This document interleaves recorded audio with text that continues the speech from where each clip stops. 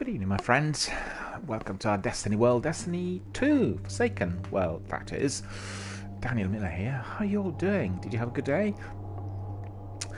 I'm going to be doing a shorter stream today of Destiny 2 Forsaken.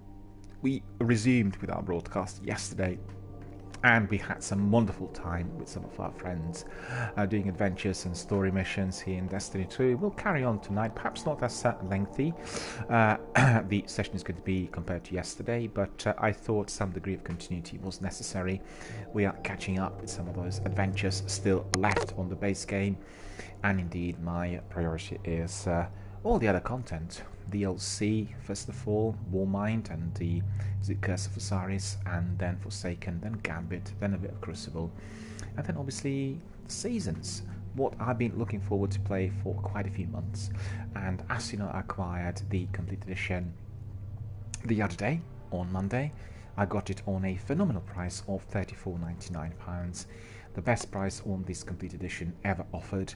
So I've been telling everybody to purchase it as soon as possible before the end of this week, because this is the offer offered obviously during the E3 week and E3 convention. As you know, the events are taking place in LA, and we've been following those already for a number of days.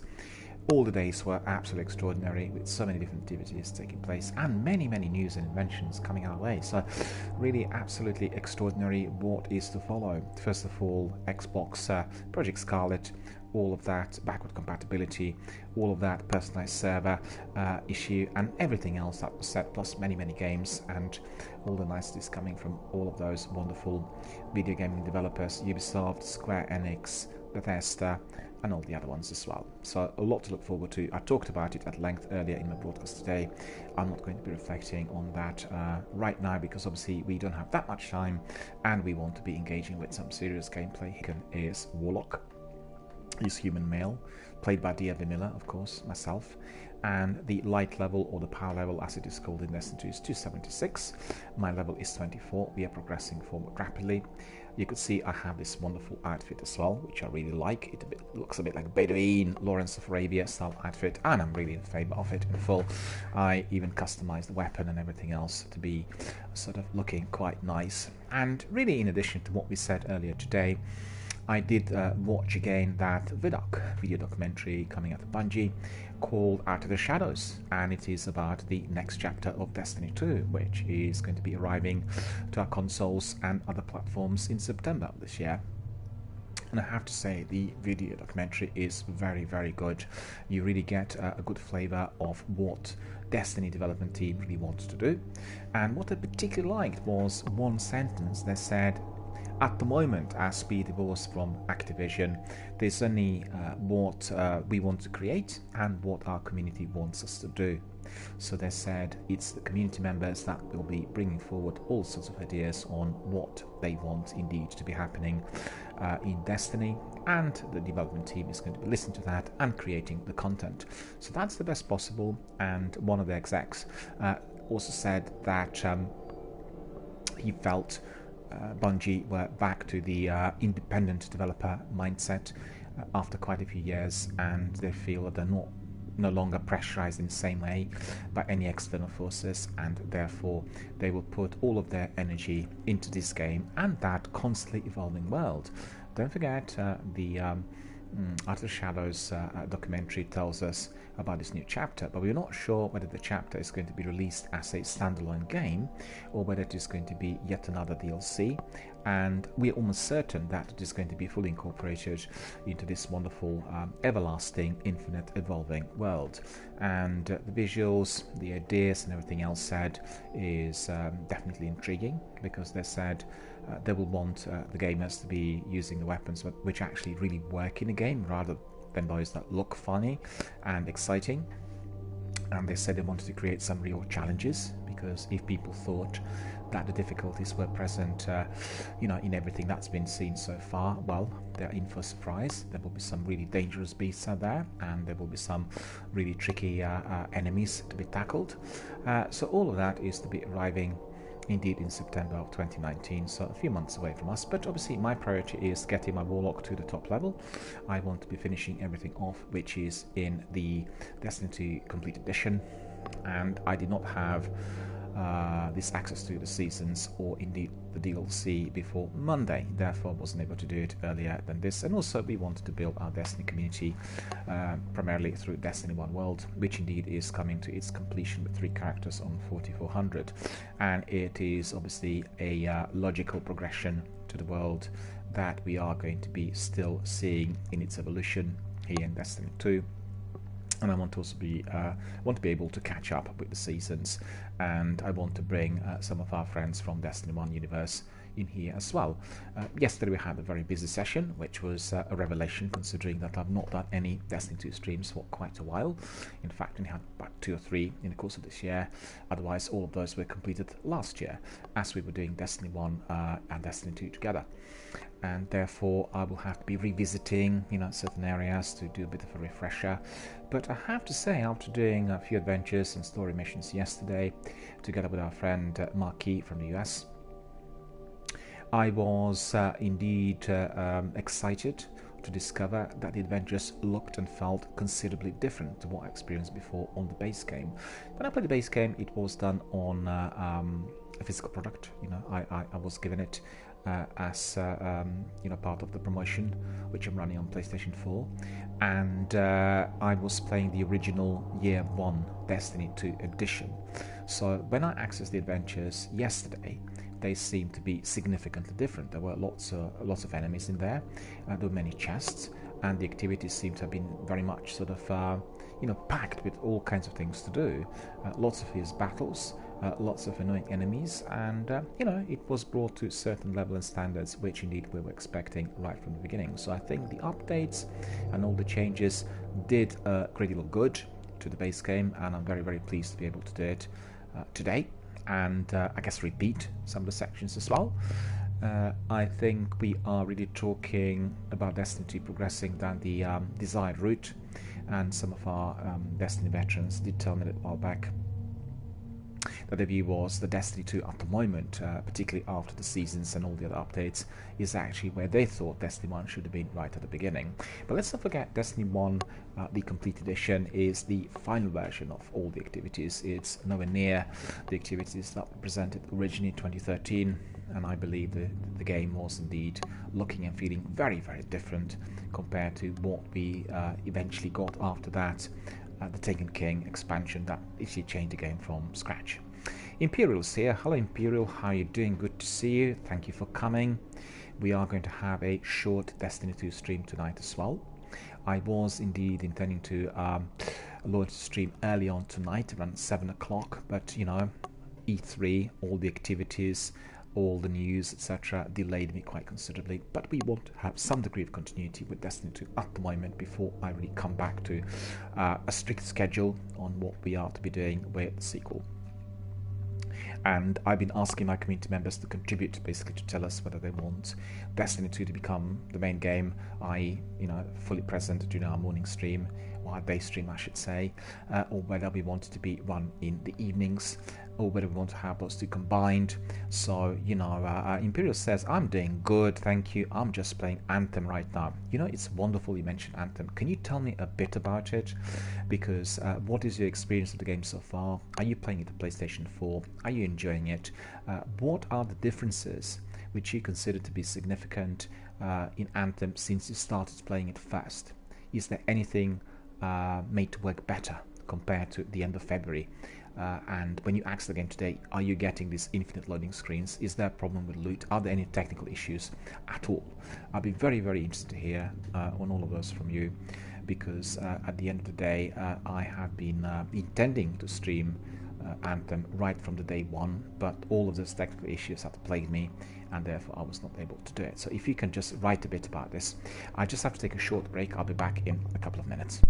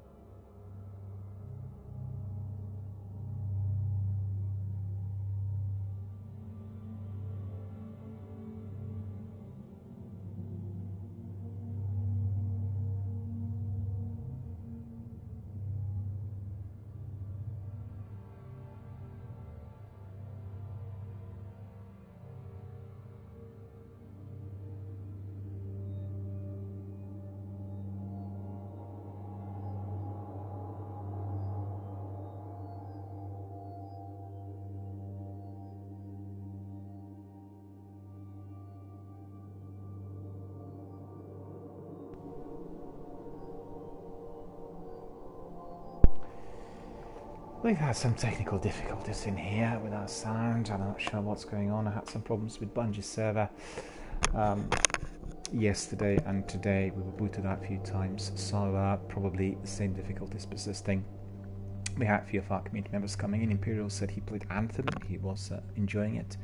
I wondered really what his Anthem experience was going to be like on PlayStation 4, because I was to be streaming Anthem early in the year, literally from the day one. And as you know, I did stream both VIP and open demos, and these were, you know, plagued by so many technical difficulties with rubber banding and infinite loading screens and everything, that I decided not to be streaming it before the issues were resolved, because I anticipated BioWare, the developer, would resolve the issues within a couple of weeks.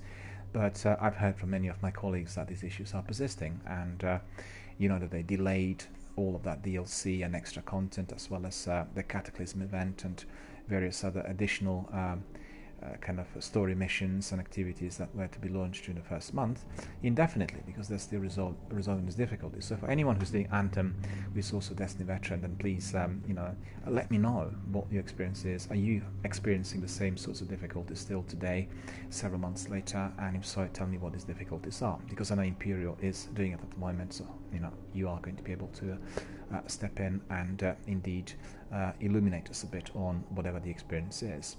And we had Only Legends and a few other guys, Dark Zeus, coming in and saying they really want Destiny 1, Destiny 2 to be present on this channel. And I was just saying that anybody who wants to be participating in our community decision on how we can organize our streams, you can be voting through my poll. My poll is on Streamlabs extension. Click on Streamlabs sign, top right corner, you'll get to the poll. Just vote, it doesn't cost anything, and tell us really whether you want Destiny 1 or Destiny 2 to be the main game here on the channel. Don't worry, because both games are going to be retained. We are not going to be dispensing with any of them, but the question is which one should be given the greater number of hours. Destiny 1 is going to be completed on all three characters, and therefore perhaps I thought if we were to bring Destiny 2 to our morning stream, i.e. the daily stream, and migrate Destiny 1 to a later stream in the day, would be one of the ways. But I want to hear from my community first before making any decisions. So we talked quite a bit, we waited a bit, and we are going to be now cracking on with some fierce action in Destiny 2 Forsaken. So let's have a look at all that is to be done there. Hopefully we'll get some people coming in as well, having a look. I could see 32,000 people are watching Destiny 2 Forsaken on Twitch tonight, which is sizably different compared to 14 watching Destiny 1. And Destiny 2 obviously, you know, a lot more popular. So let us have a look. First of all, we'll look at our director. As you could see, our planets and the area here is very packed and very busy ever since we purchased our complete edition. And we do have also this section here called Seasons, Season of Opulence, Season 7, and we need to be working very hard to get there. We can't really get accesses yet because obviously we are not leveled up enough, and we did not complete either our DLC or Forsaken, so indeed that needs to be completed fast. But very, very excited about this because Captain Jack and iGoose and many other people, EML and Fatality UK, all of them were telling me about Seasons and everything they were completing and doing so far. It did sound like some very lengthy grinds were present in any of the seasons, and I kind of quite look forward to exploring all of those. In addition, as I mentioned earlier tonight, I watched yet again the wonderful Art of the Darkness video documentary produced by Bungie, and we got some really good ideas on what is to follow in September. I'm just wondering whether the new content is going to be fully integrated with our open world here, i.e. the director and the seasons, which is very likely. And I'm also wondering, well, they actually gave us some carrots, you know, in there, telling us that we are going to be having some very difficult enemies that will have to be using different weapons. We'll need to strategize in different fashion compared to everything done so far. So I'm very curious to find out what these enemies are going to be like, and what types of content they're going to be giving us. Also, what the new chapter is going to tell us about, you know, the story. So a lot to look forward to. Right, so these are destinations, but before we go there, we'll have a look at the inventory. And the inventory has been basically sorted, so I don't have to do anything in there. I did go to the base yesterday, and I realized that there were several things that still indeed could be done. And let me just have a look at that destinations map. We are not anywhere, so we can't see the map. Pursuits, that's all been cleared. We have several bounties in there that require completion, and indeed these could be done as we carry on with our adventure. So let me just think for a moment what we are to do. One character who wanted to talk to us, and we had to collect some rewards in there as well. I think what I'll do first is I'll just have a look whether there are any adventures left for us to do.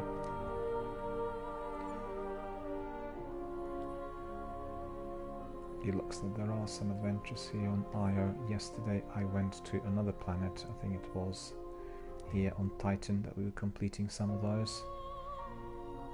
And we have here complete quest and complete various activities around the moon, Titan, including public events, lost sectors and heroic adventures. Okay, so we'll do that. We'll go to Titan because this is what we were doing yesterday, so it's just basically carrying on with some of those, and that is going to be a lot of fun. Thoroughly enjoyed it, I have to admit. And also what I fancy is a nice cup of tea whilst we are doing this. In England we like having Earl Grey and Lapsang Souchong and all the other nice Indian teas, but I drink actually non-caffeinated, so it is always my herb tea. I drink it with grapefruit and honey, and the tea I'm drinking is a red berries infusion.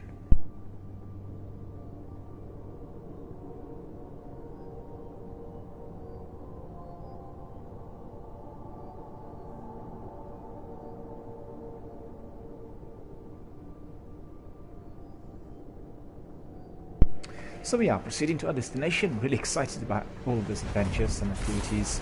I have to admit, yesterday I absolutely loved it. It was truly astonishing, and I could see that lots of those have been improved compared to the way the adventures we played during the year 1 on Destiny 2. As you know, Sloane is here. Let's see if I go to Sloane. You're not imagining some kind of body. Guardian.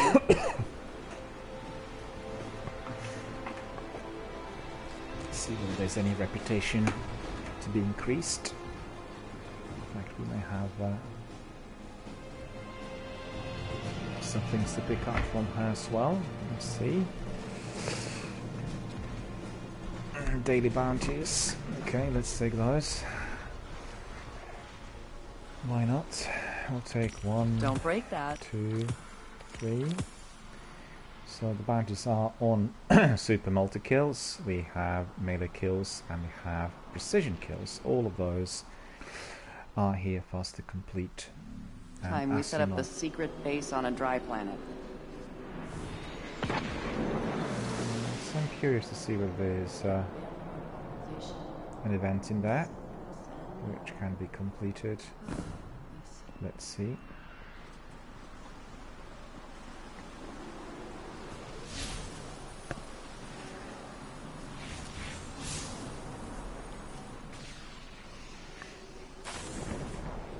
There is one, yeah. Public event incoming in 2 minutes.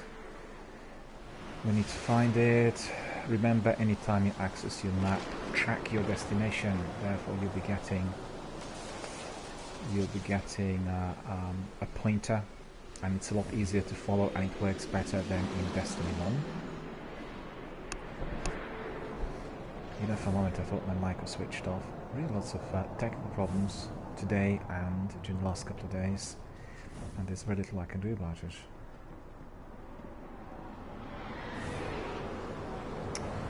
Right, we've got some enemies.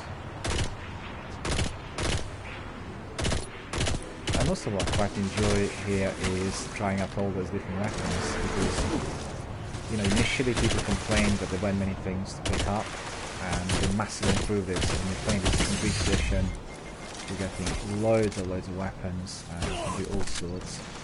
So there's no need to be keeping certain weapons for too long, which is really very good. So you could see the sniper does the business.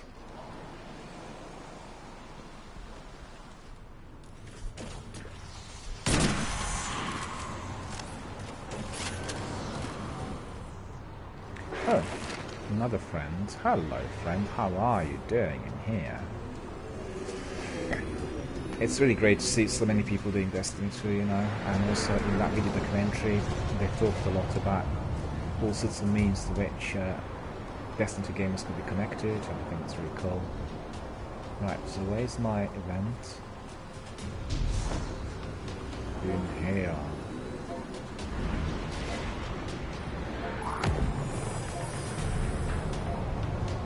It's 47 seconds. That weapon is... Must be killing time. Disrespectful stare, my pulse rifle, and diameter LR2 is my sniper rifle, and we have also that rocket launcher, and we also have some swords. The swords are very, very useful.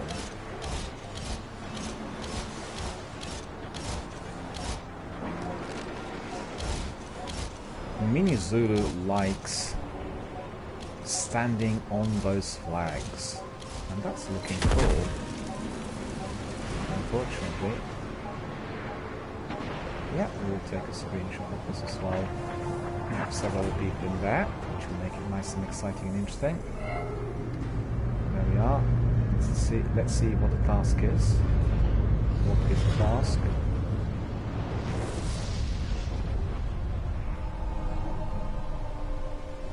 All active duty personnel, catch incoming. Heat signals suggest they're offloading ordnance. Break it up, Fallen. Or you'll break them.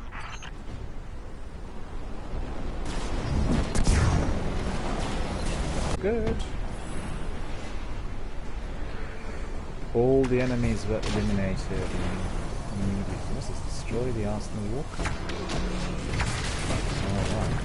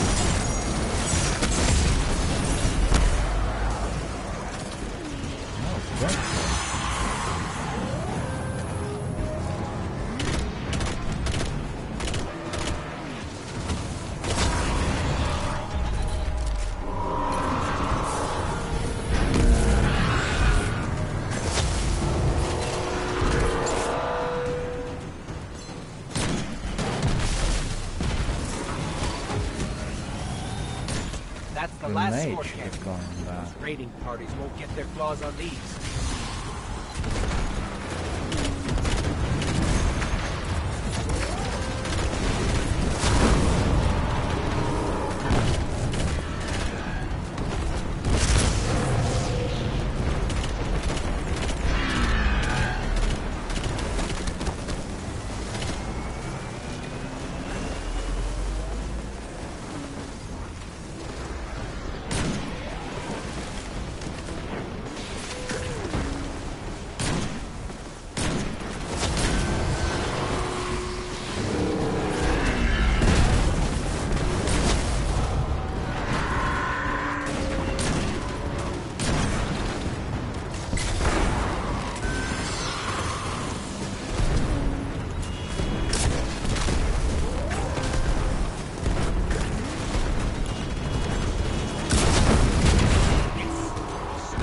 Firepower and we smashed up their walls.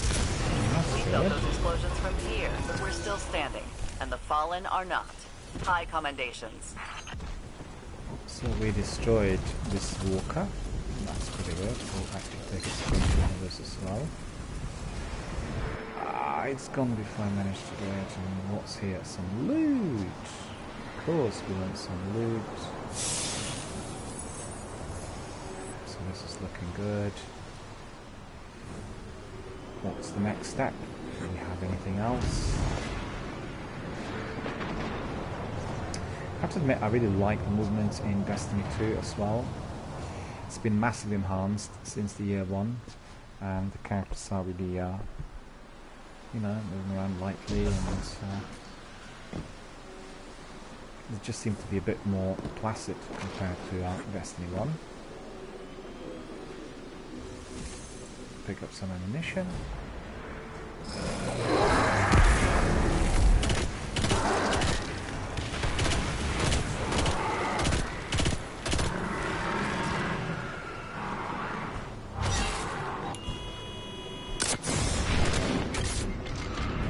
Cool, he's not really suffered much of that damage, look at that.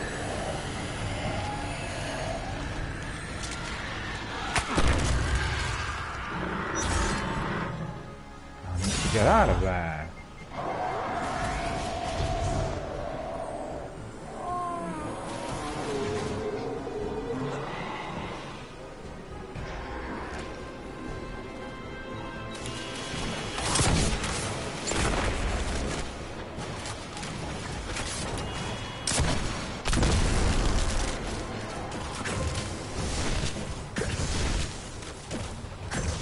Where is it?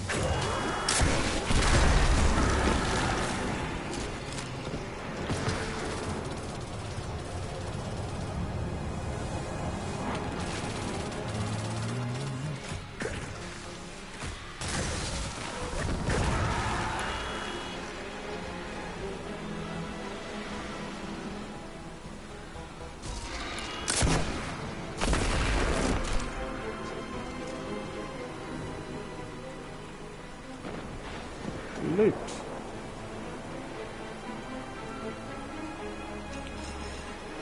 We have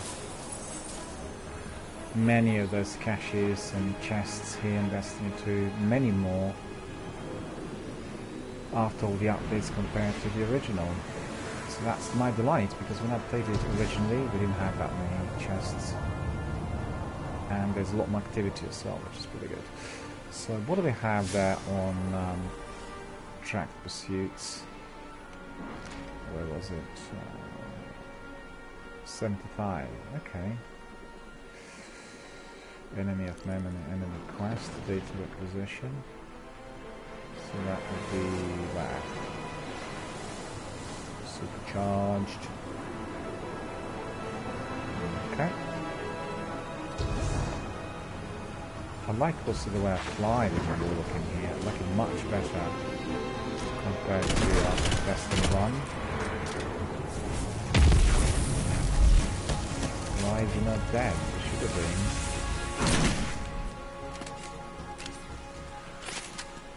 It's not patrol, it's not patrol.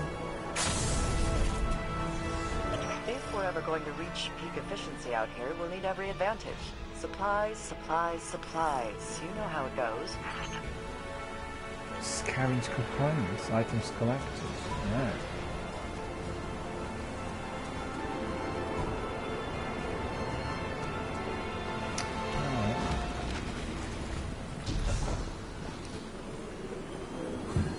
Arcane is to be collected.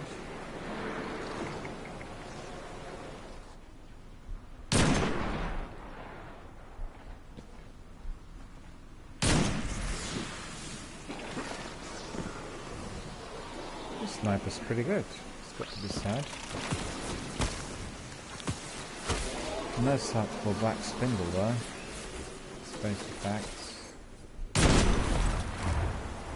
The sound quality in Destiny 2 is also superior. Love the music beneath.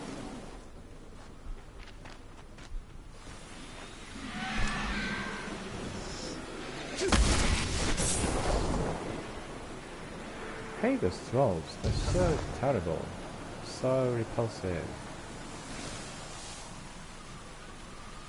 And frequently they cause us a lot of difficulty. Isn't that the fact?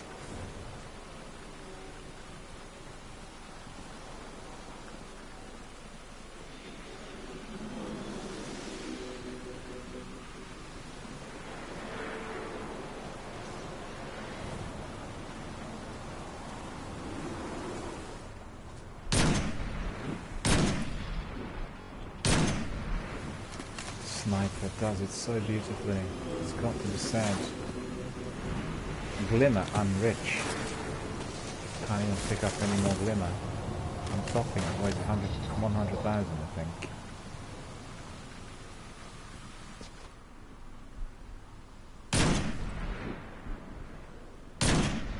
He got away.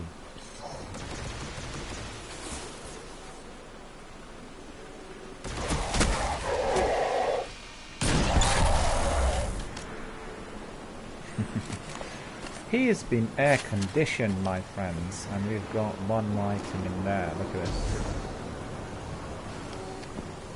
I'm gonna go up here as well. So we got 2 items.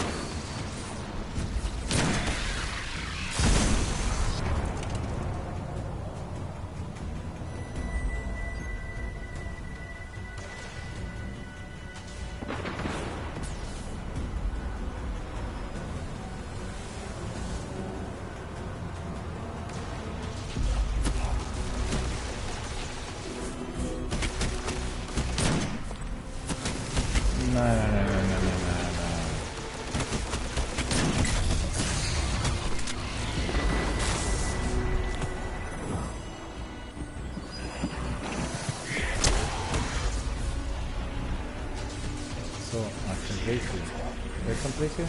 Yeah, I did.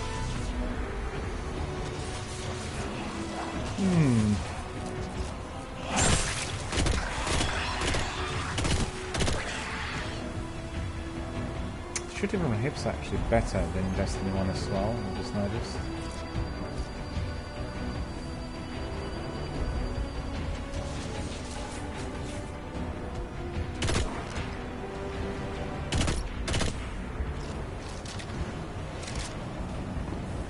Well, it's never boring anymore compared to the old Destiny 2.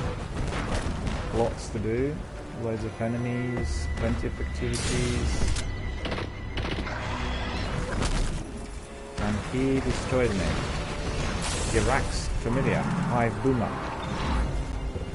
I'm gonna destroy him. So it's too bad for him really, let's see.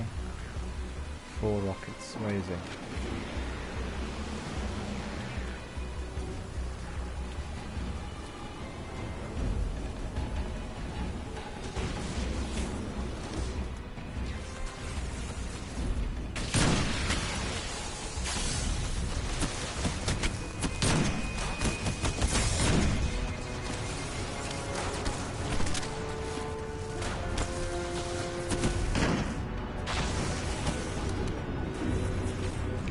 Seems like too many enemies there at once, right?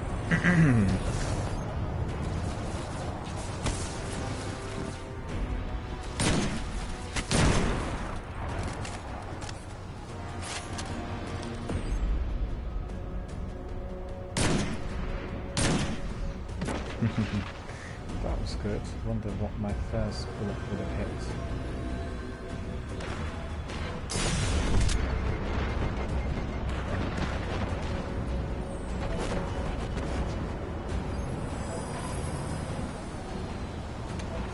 Minutes. Just too awful. Too hard to comprehend that I've got to be waiting 4 minutes. I don't want to wait 4 minutes. Look at that.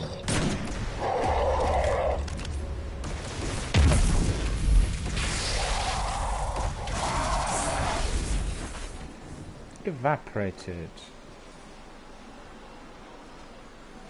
This is what we wanted to see, right? Right.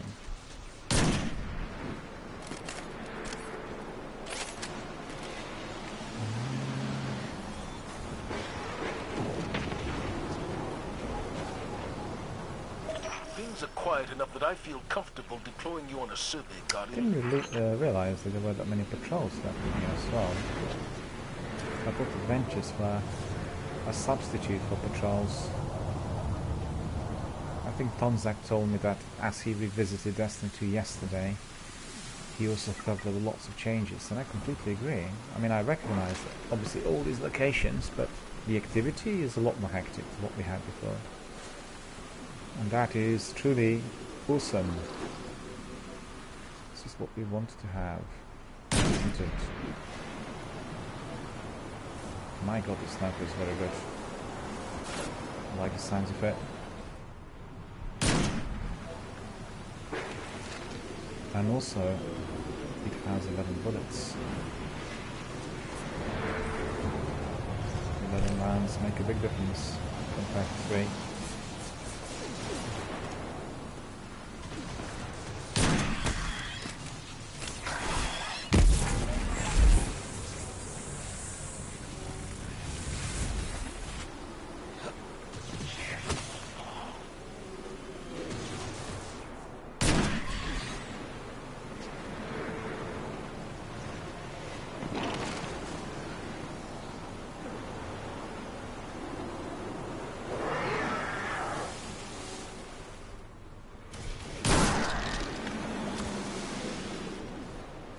Wasted my soup and that's close now.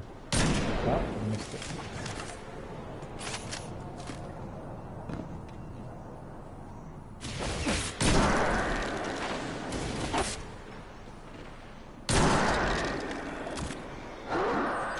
Yeah, he respawned as well.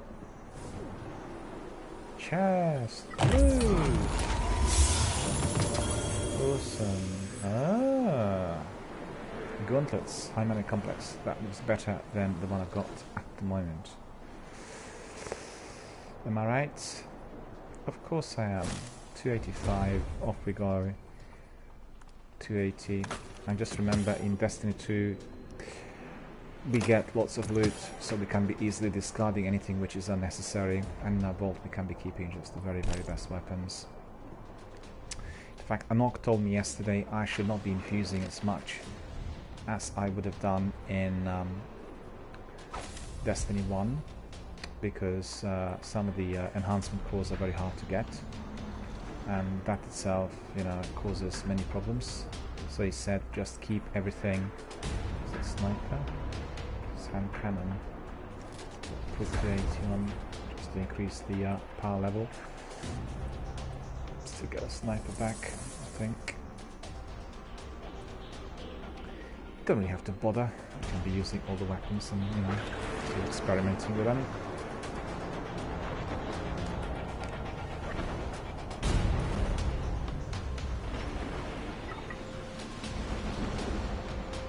Shouldn't forget that the event is going to be starting very, very shortly.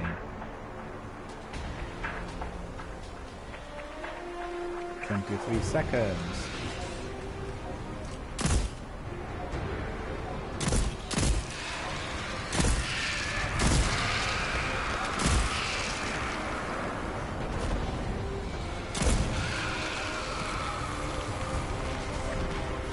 Good.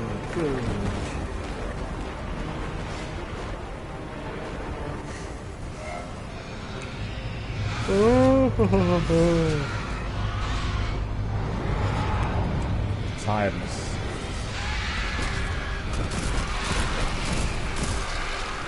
I'm actually that tired. Maybe a bit Catch sleepy. incoming. Heat signals suggest they're offloading ordnance.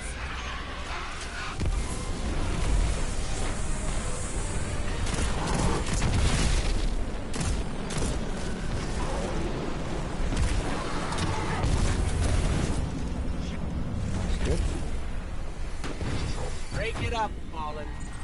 Or you'll break them.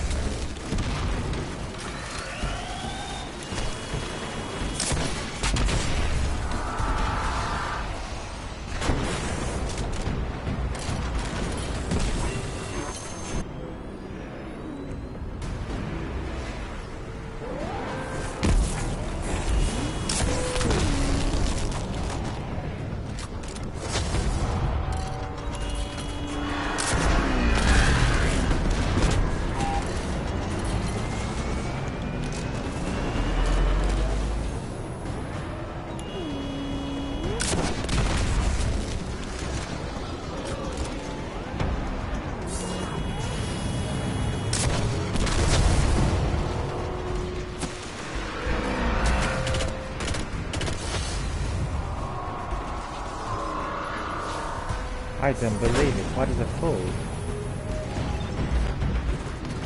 Ridiculous.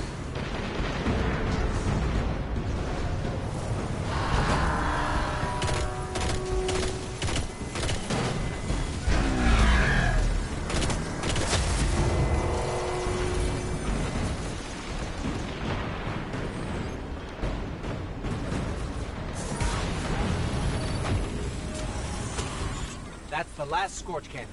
Those raiding parties won't get their claws on these.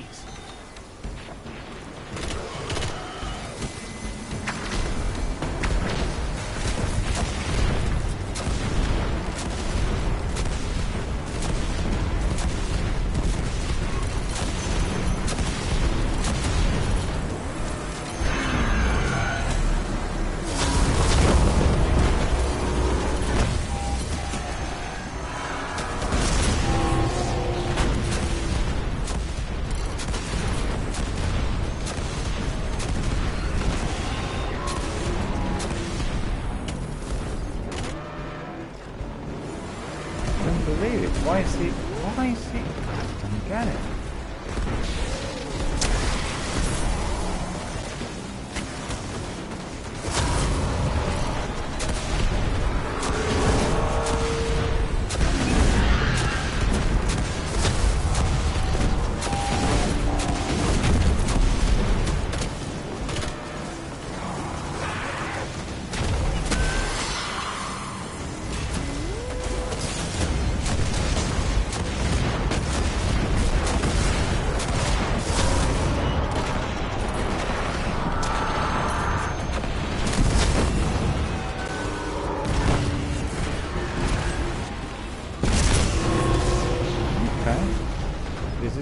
For reward. So that's good. Before I do that, I'm going to pick up some of that heavy ammunition. All the ammunition that's left here, if any. Loot as well. So that did look good.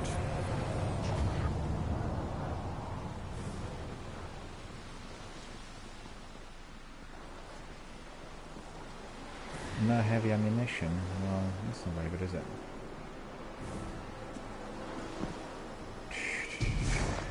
No heavy ammunition synth either. Similar to Destiny 1. Alright, so we did pick up some goodies in there. There were some boots. Yep, so that's better than what we've got. So that's 282, we're going up to 78, 25 leveling up. Okay.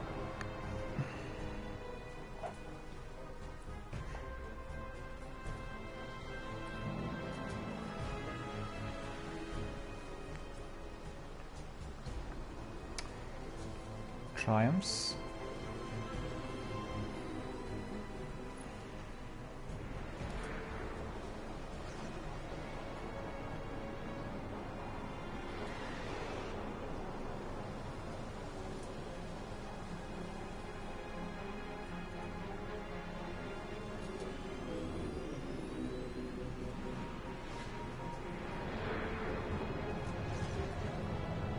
I don't know what that is, to be honest with you. Doesn't seem to be working. Collections. Flare.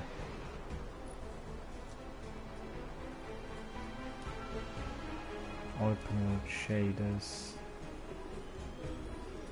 Now we picked up this one, okay. Okay. Shipping costs. Server mission location reached. Okay, we'll do that as well. Just open the window a bit.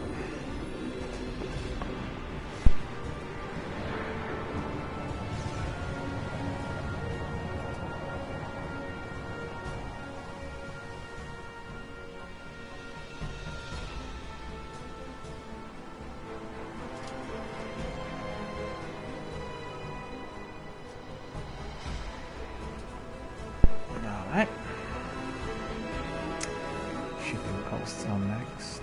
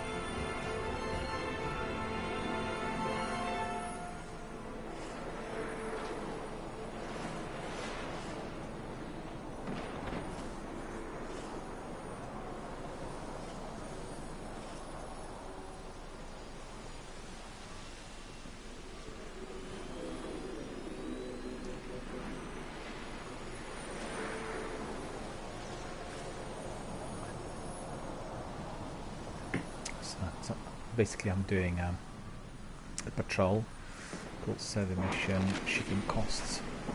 It's what we need to do next here. Looking for that destination, which is up there.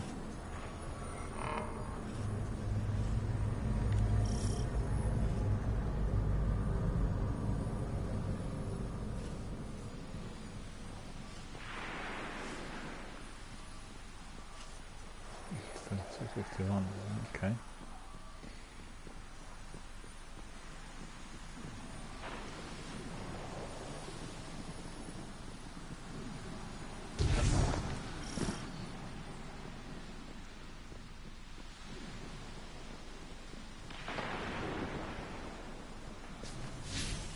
So yeah.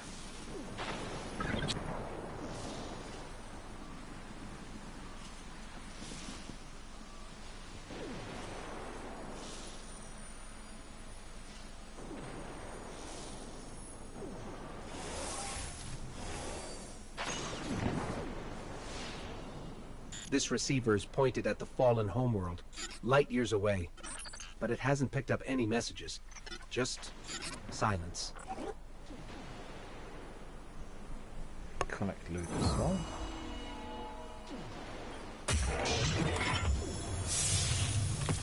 Okay, picked it up.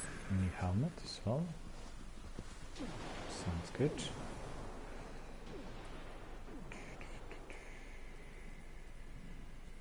Yeah, better than we got. We are leveling up rapidly, as could be said. This one is out of the way. 279.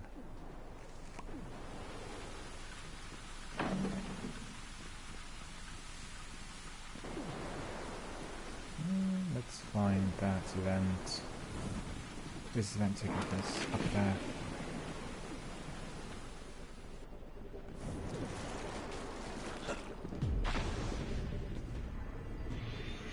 No, it's not here. It is not here. Looks like a ritual. There. Deny their objective, whatever it is.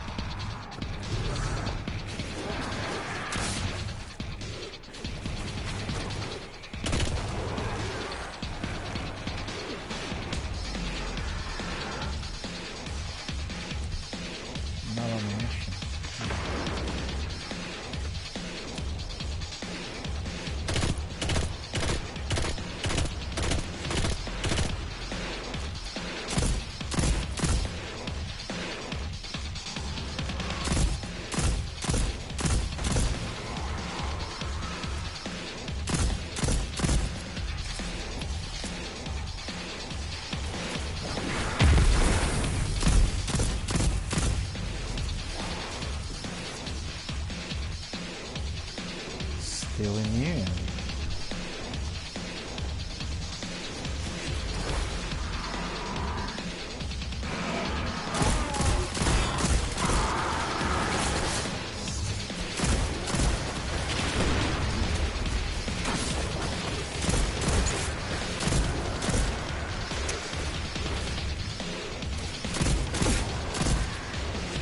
Zeus here, saying I'm about to start Forsaken. Should I use the booster or just play through? I think you can use the booster, or you can play through, depending whatever your preference is. I'd say I would go for no booster, if you ask me. Because if you're using a booster, you're leveling up rapidly and you're missing out on some of the fun. So I'd say, for me, if you ask me, I would use no booster.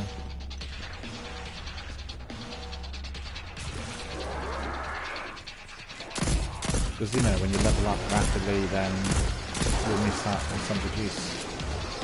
And action is the juice here, you know?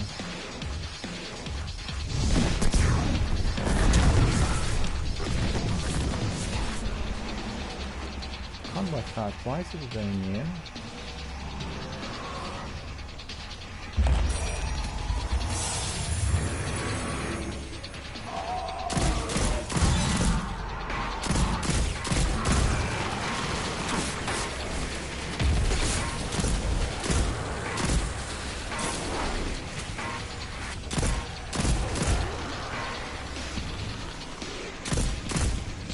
Yeah, so just getting back to Dark 2, I would say no booster, just do it organically, level up as you know, carry on with the mission.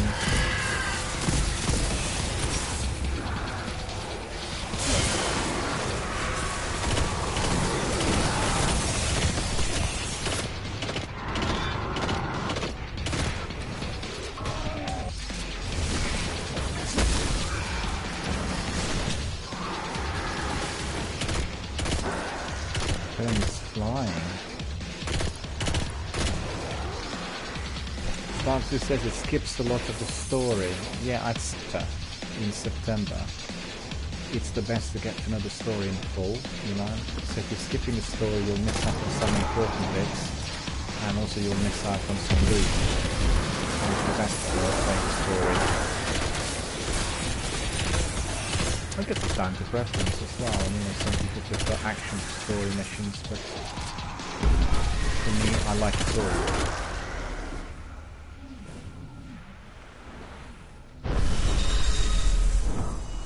Hive activity has subsided. We're clear. Return to your posts. A high value target is nearby, but I don't think I completed this ritual. Didn't get anything at the end.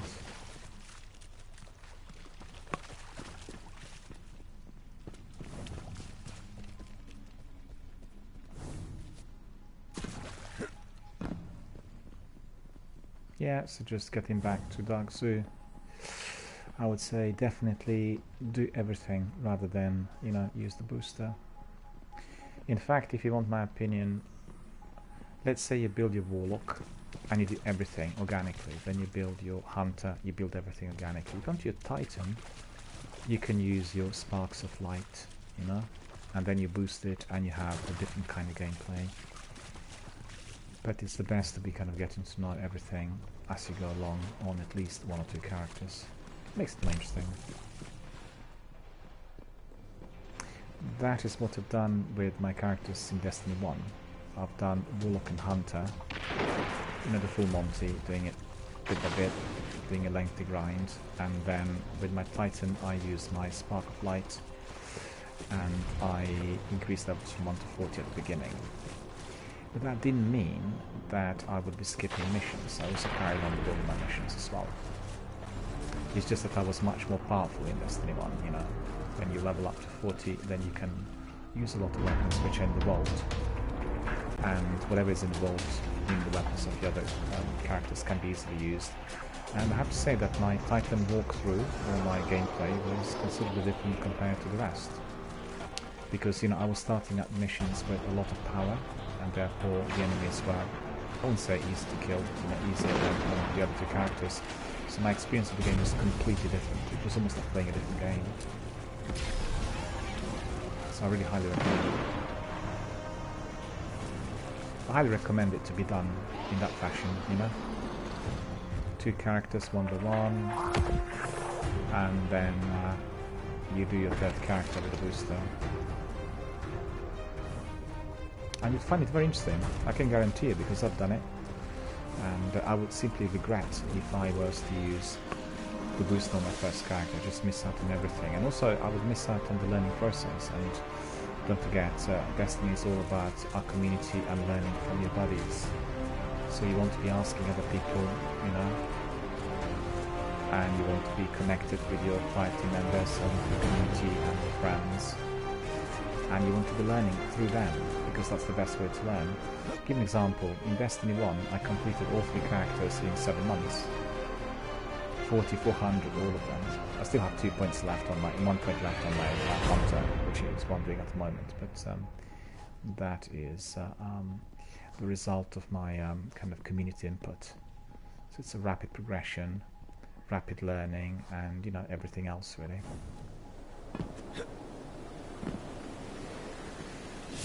So what am I actually doing in here? A bit annoyed that I didn't manage to neutralize his witches, you know.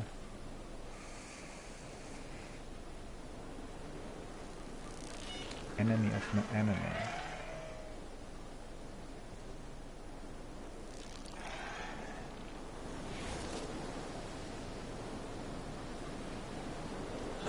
To get rid of the fallen in here, right? I think I've done this. Ah, good. You're here. I presume Sloane's briefed you. We go in, we scare the Fallen out of the control center, we get out. Affirmative.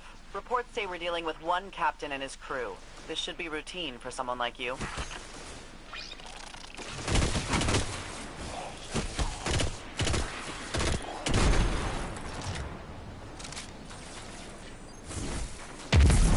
Ah, that was ridiculous. I'll glue to that ledge in there. Boo.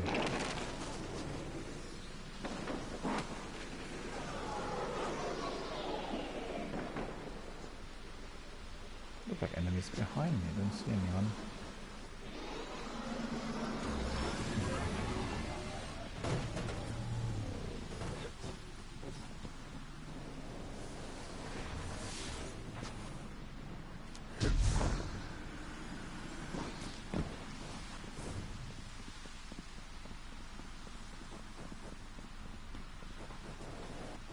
Find the control center, that's the first task.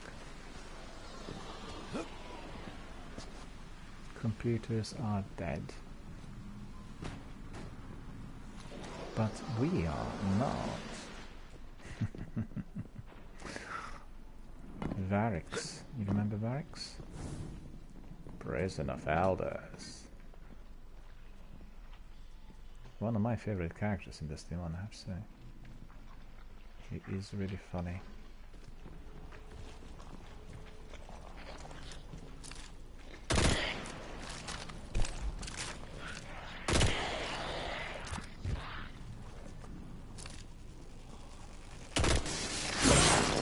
It's my actually. Just trying to be doing some headshots there with my pulse rifle.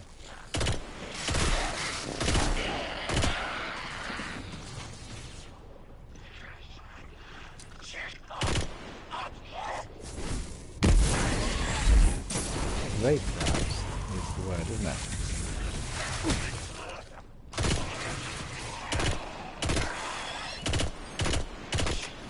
It's much enhanced compared to the way it was. For the benefit of viewers, I returned back to Destiny 2 yesterday after, well, 6 months absence, so to speak, and playing Destiny 2 Forsaken Complete Edition. And it's much enhanced, much improved compared to the original base game. It's a lot more enjoyable and entertaining. A lot more to do.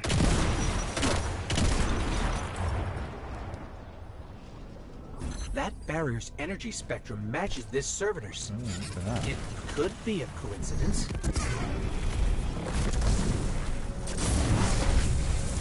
Not a coincidence. Looks like they're using servitors to wall us in.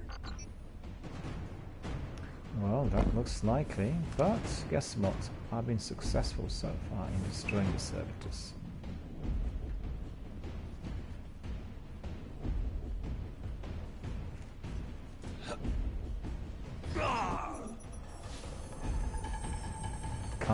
is it then? But yeah, I didn't see the hole in there. Did you?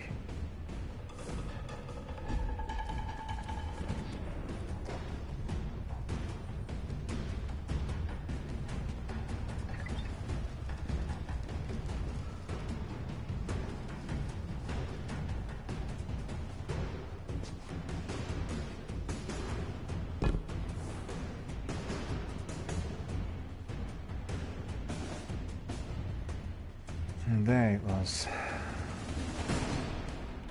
It's just completely blind. Didn't see it.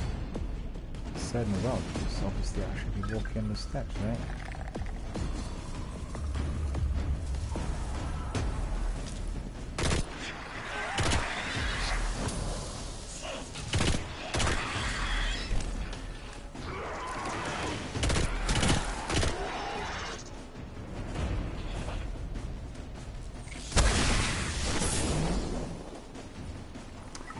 Darkzu says, I boosted my hunter and playing with my titan. That's the spirit. That's the spirit.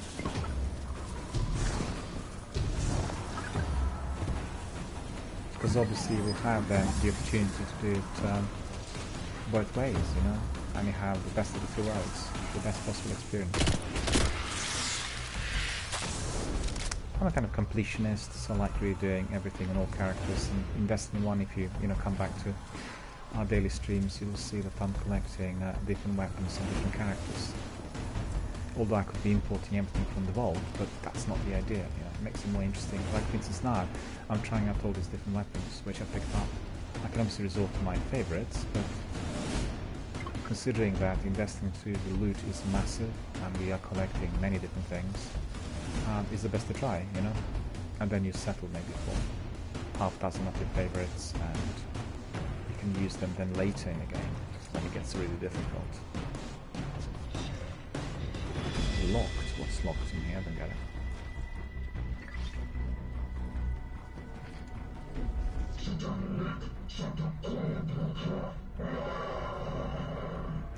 Darkzu says, I love both Destinies. Yeah, it's one big Destiny world, and eventually Destiny 1, 2 and all the other sequels and installments will be in the same universe.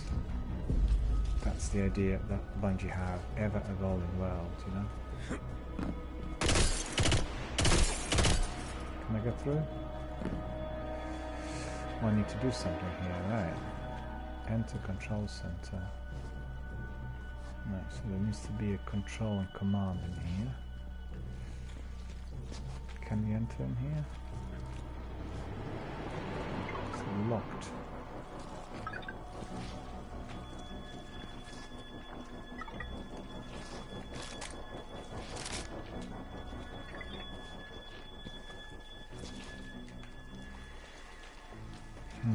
This is locked.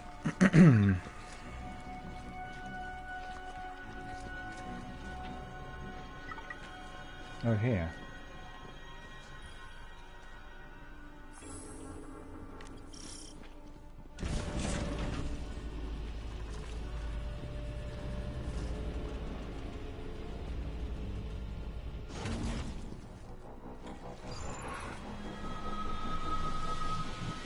Where's the enemy? I did see one of them in there seconds ago.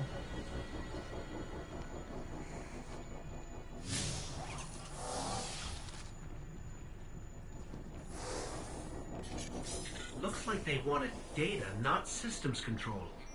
Linking up with their taps.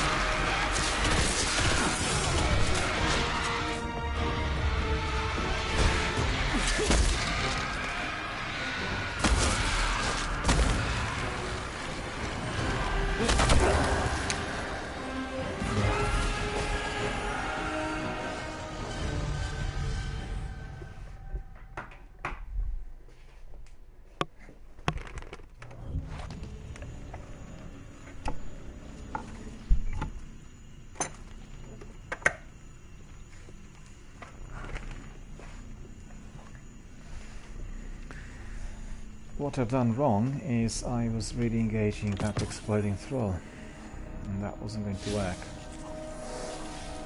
Been tough on me in the end. Looks like they wanted data, not systems control. Linking up with their taps. But you know what? I'll just pick up my sword, because my sword is going to be very useful in here. And also we'll put on our sniper rifle.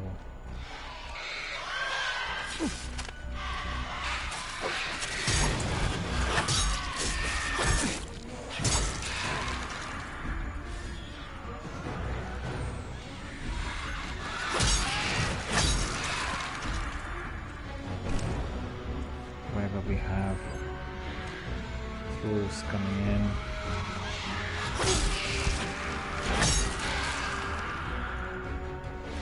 The sword could be used rather effectively.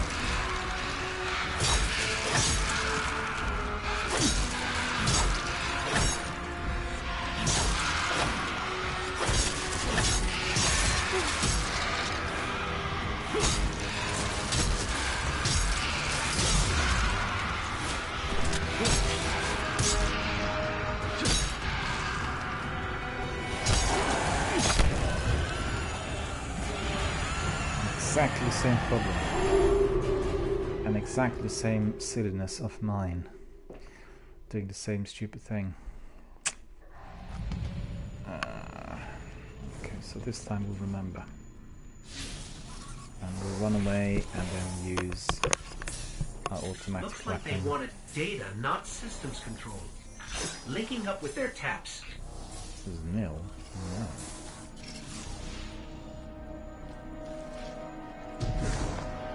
Doesn't look like there were.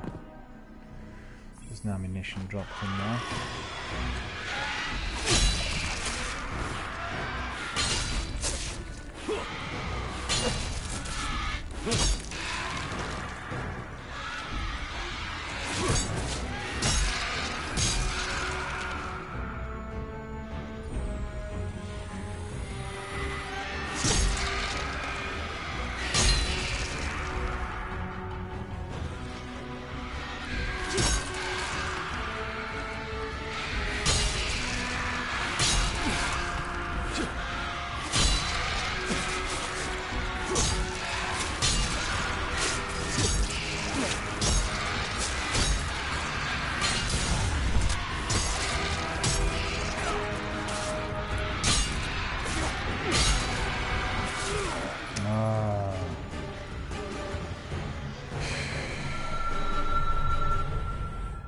This is a bit more difficult than expected, isn't it?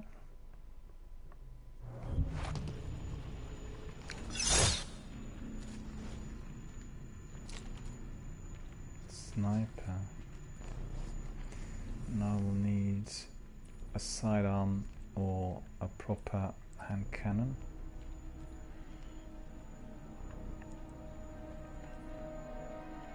Can't really see very well what it says. Hand cannon 280, okay, hand cannon 280 I can do.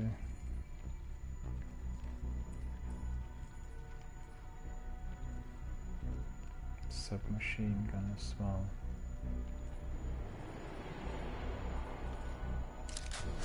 Why not try it? And our sword.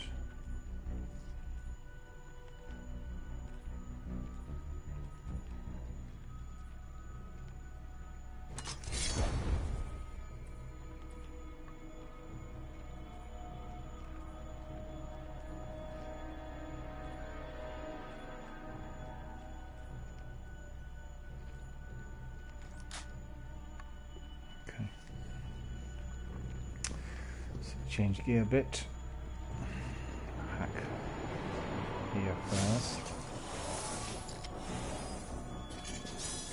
Looks like they wanted data, not systems control.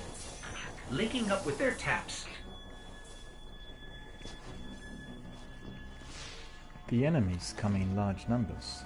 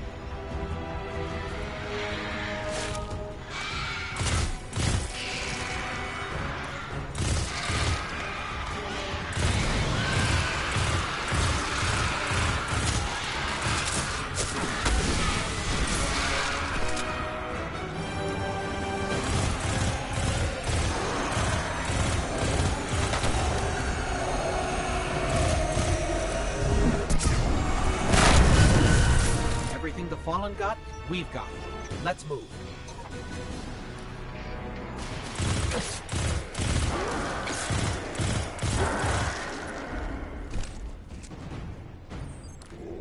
That should be what if I like it. What I do need is a bit of ammunition. Did they drop anything? They did. But not a lot.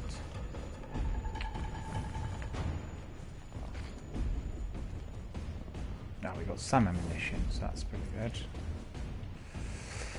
And there will be many more enemies out there. So actually, changing weapons was a good idea.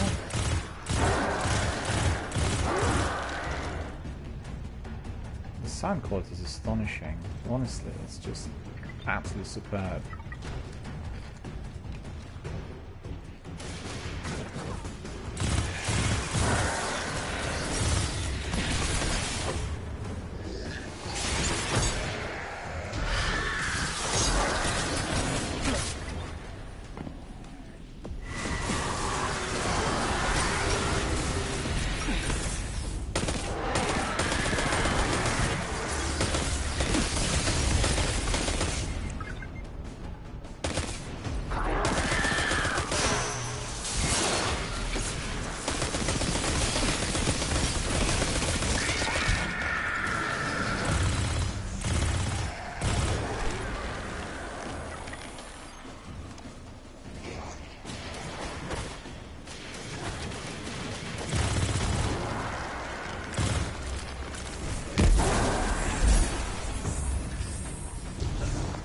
I've seen something here.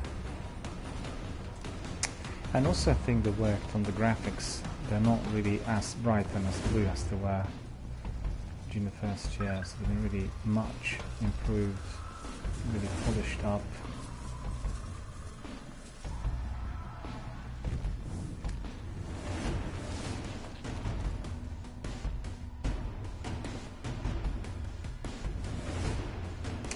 I need to escape. Alright, what am I doing? Really fiddling and faffing around when in fact I need to get away. I can tell I'm a bit tired. I can get this open. Just Not reading those instructions properly.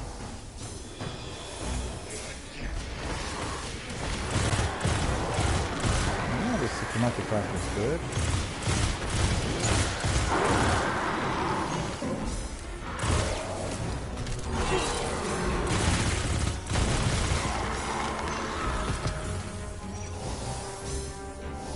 Hacking it. That's it. Let's go. That's it. Let's go.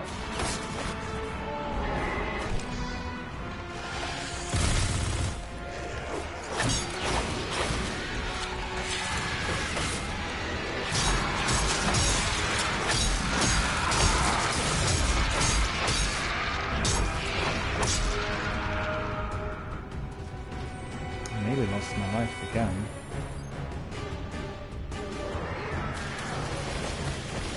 Well, that was definitely good.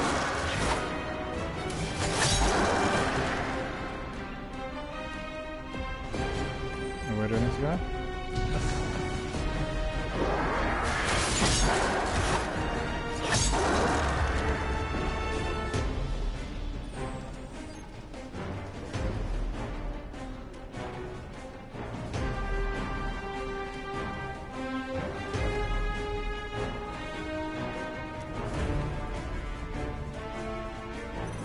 Oh, we're through. I hope this data is worth it. Report is done. In the meantime, you've ensured the rig will stand for at least one more day. Well said, sir. Come on by when you can, Guardian. We'll get a look at what you got. Do I need to go in or out? Or... Let us see. Where are we?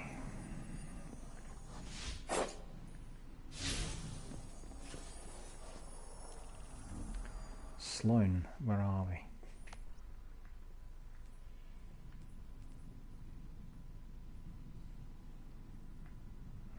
Okay, and then we'll fast travel there probably, yeah.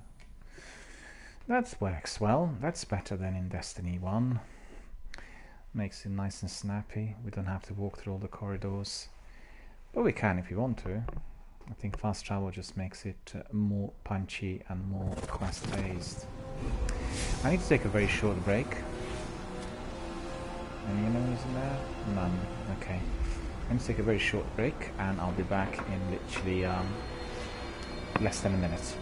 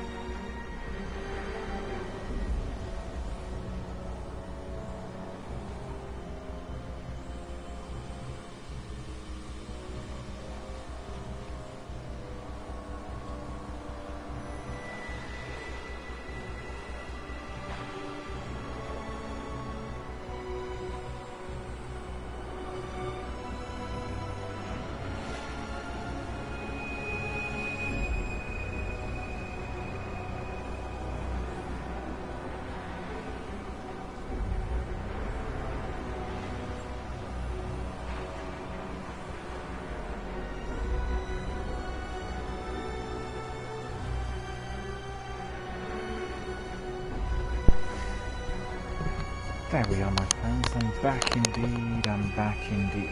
So we need to go to Sloan and we need to pick up a reward and maybe some other weekly activities. So let's see what is to follow.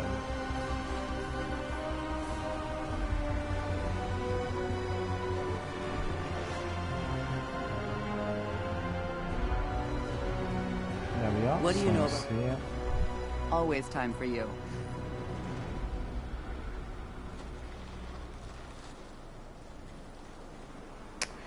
What does it say? Reputation?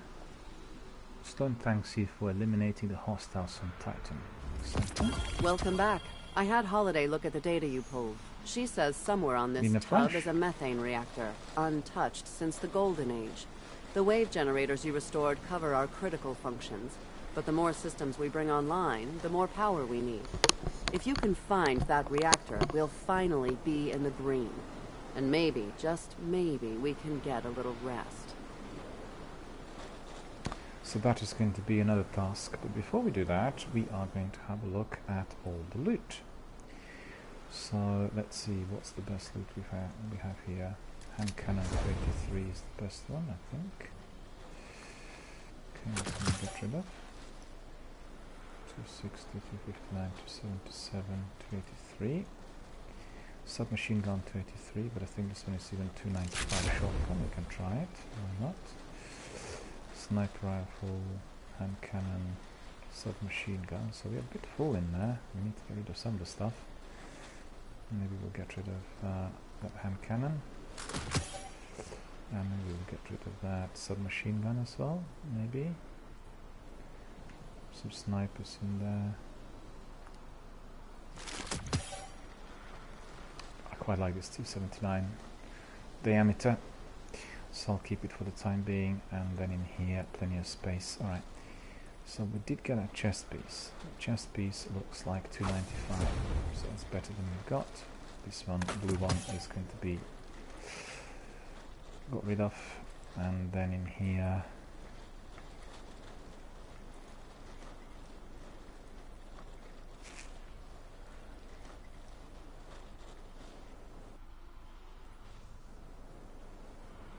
you know what? My bullock doesn't look right.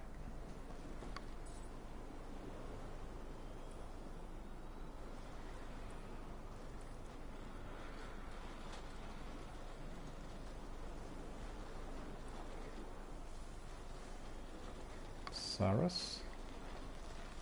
Citadel. Walker's Walk with the ton.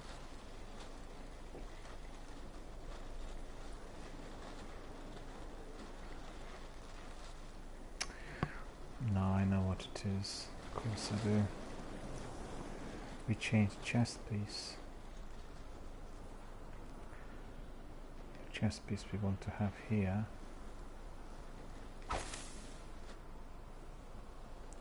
What we want to see is what this was. Okay. And that would be Dead Zone Bark. Right, so we're looking for Dead Zone Bark. Once we put that new chest piece on. So remember, my friend, we want it to look exactly the same. Dead Zone Bark.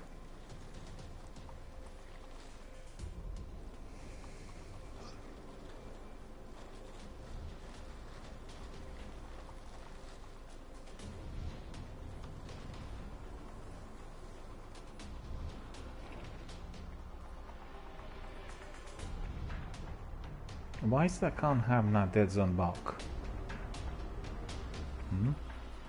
Does anyone know?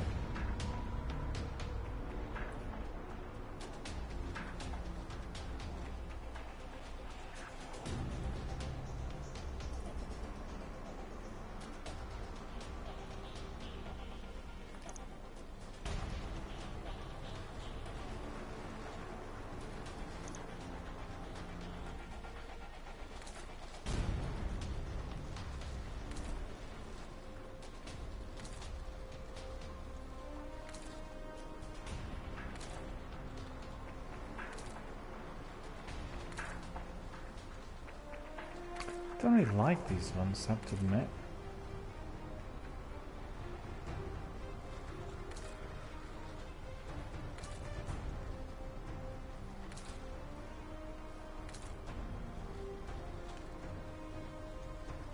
Maybe this one.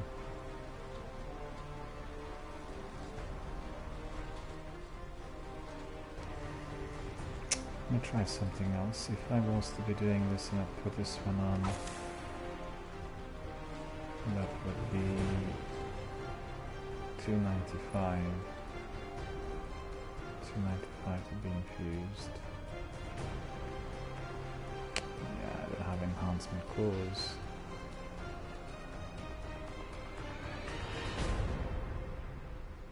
Yeah, well, kind of like the look of him, but we'll have to resort to what we said was necessary in there.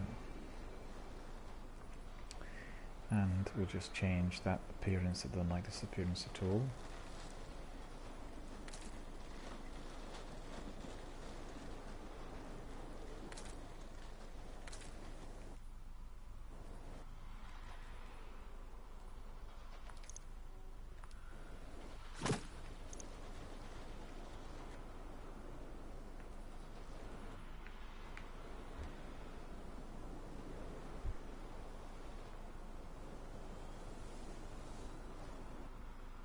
There we are.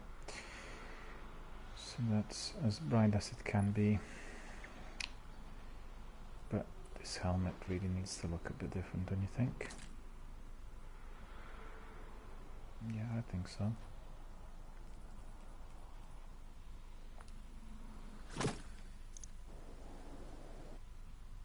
There.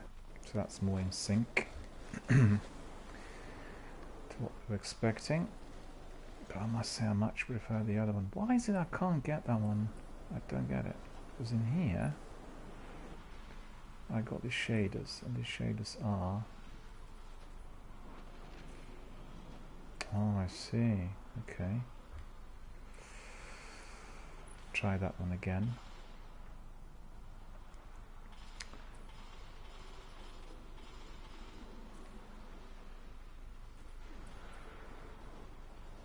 Atlantis Wash. What was the other one called?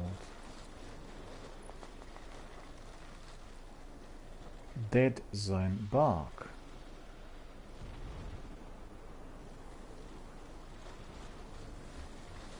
Why is that I can't have it? Yeah, I can't have it because Playmore says, don't have to always wear the highest gear in Destiny 2. It auto-calculates, so drops, etc. are your highest level. Yeah, that's right. I mean, hello Playmore UK, how are you doing? Good to see you. Thank you for joining our broadcast. In fact, I noticed this. I noticed that it doesn't matter what you're wearing, the drops are going to be the highest possible level as you're progressing. So that's really quite useful compared to Destiny 1. And also Playmore says if you go to collections you can get shaders you have unlocked. Okay, go to collections, go to shaders you unlocked. Where would these ones be though? Armor.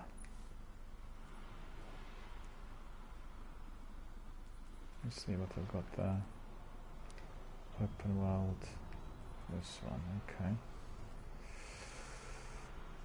Collection shaders.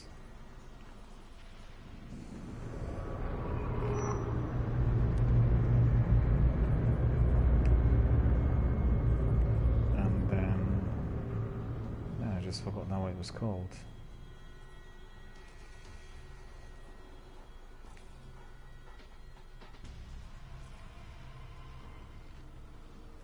What was it called? The one I was looking at, I quite liked.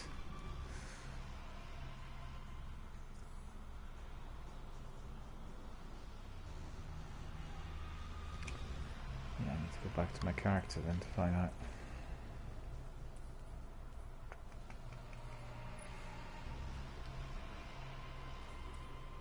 Dead Zone Bark. Right. Collections, flare, Dead Zone Bark, I need to remember.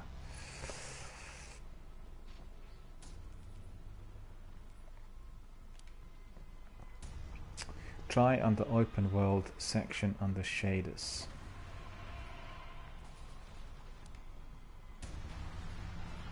Dead Zone Bark. Yeah, there it is, Yeah, Dead Zone Bark reminder. So I've got it there, Dead Zone Bark. So what do? Do I just reacquire? If I reacquire, will it just immediately come up on my current chess piece? Do you think? Yeah, just cost Glimmer.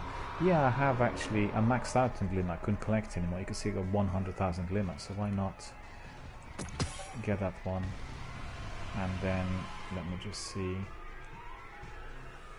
So it will appear in my shader slots. Okay, so we'll go back to the shader slots. We'll go to character. We'll go to this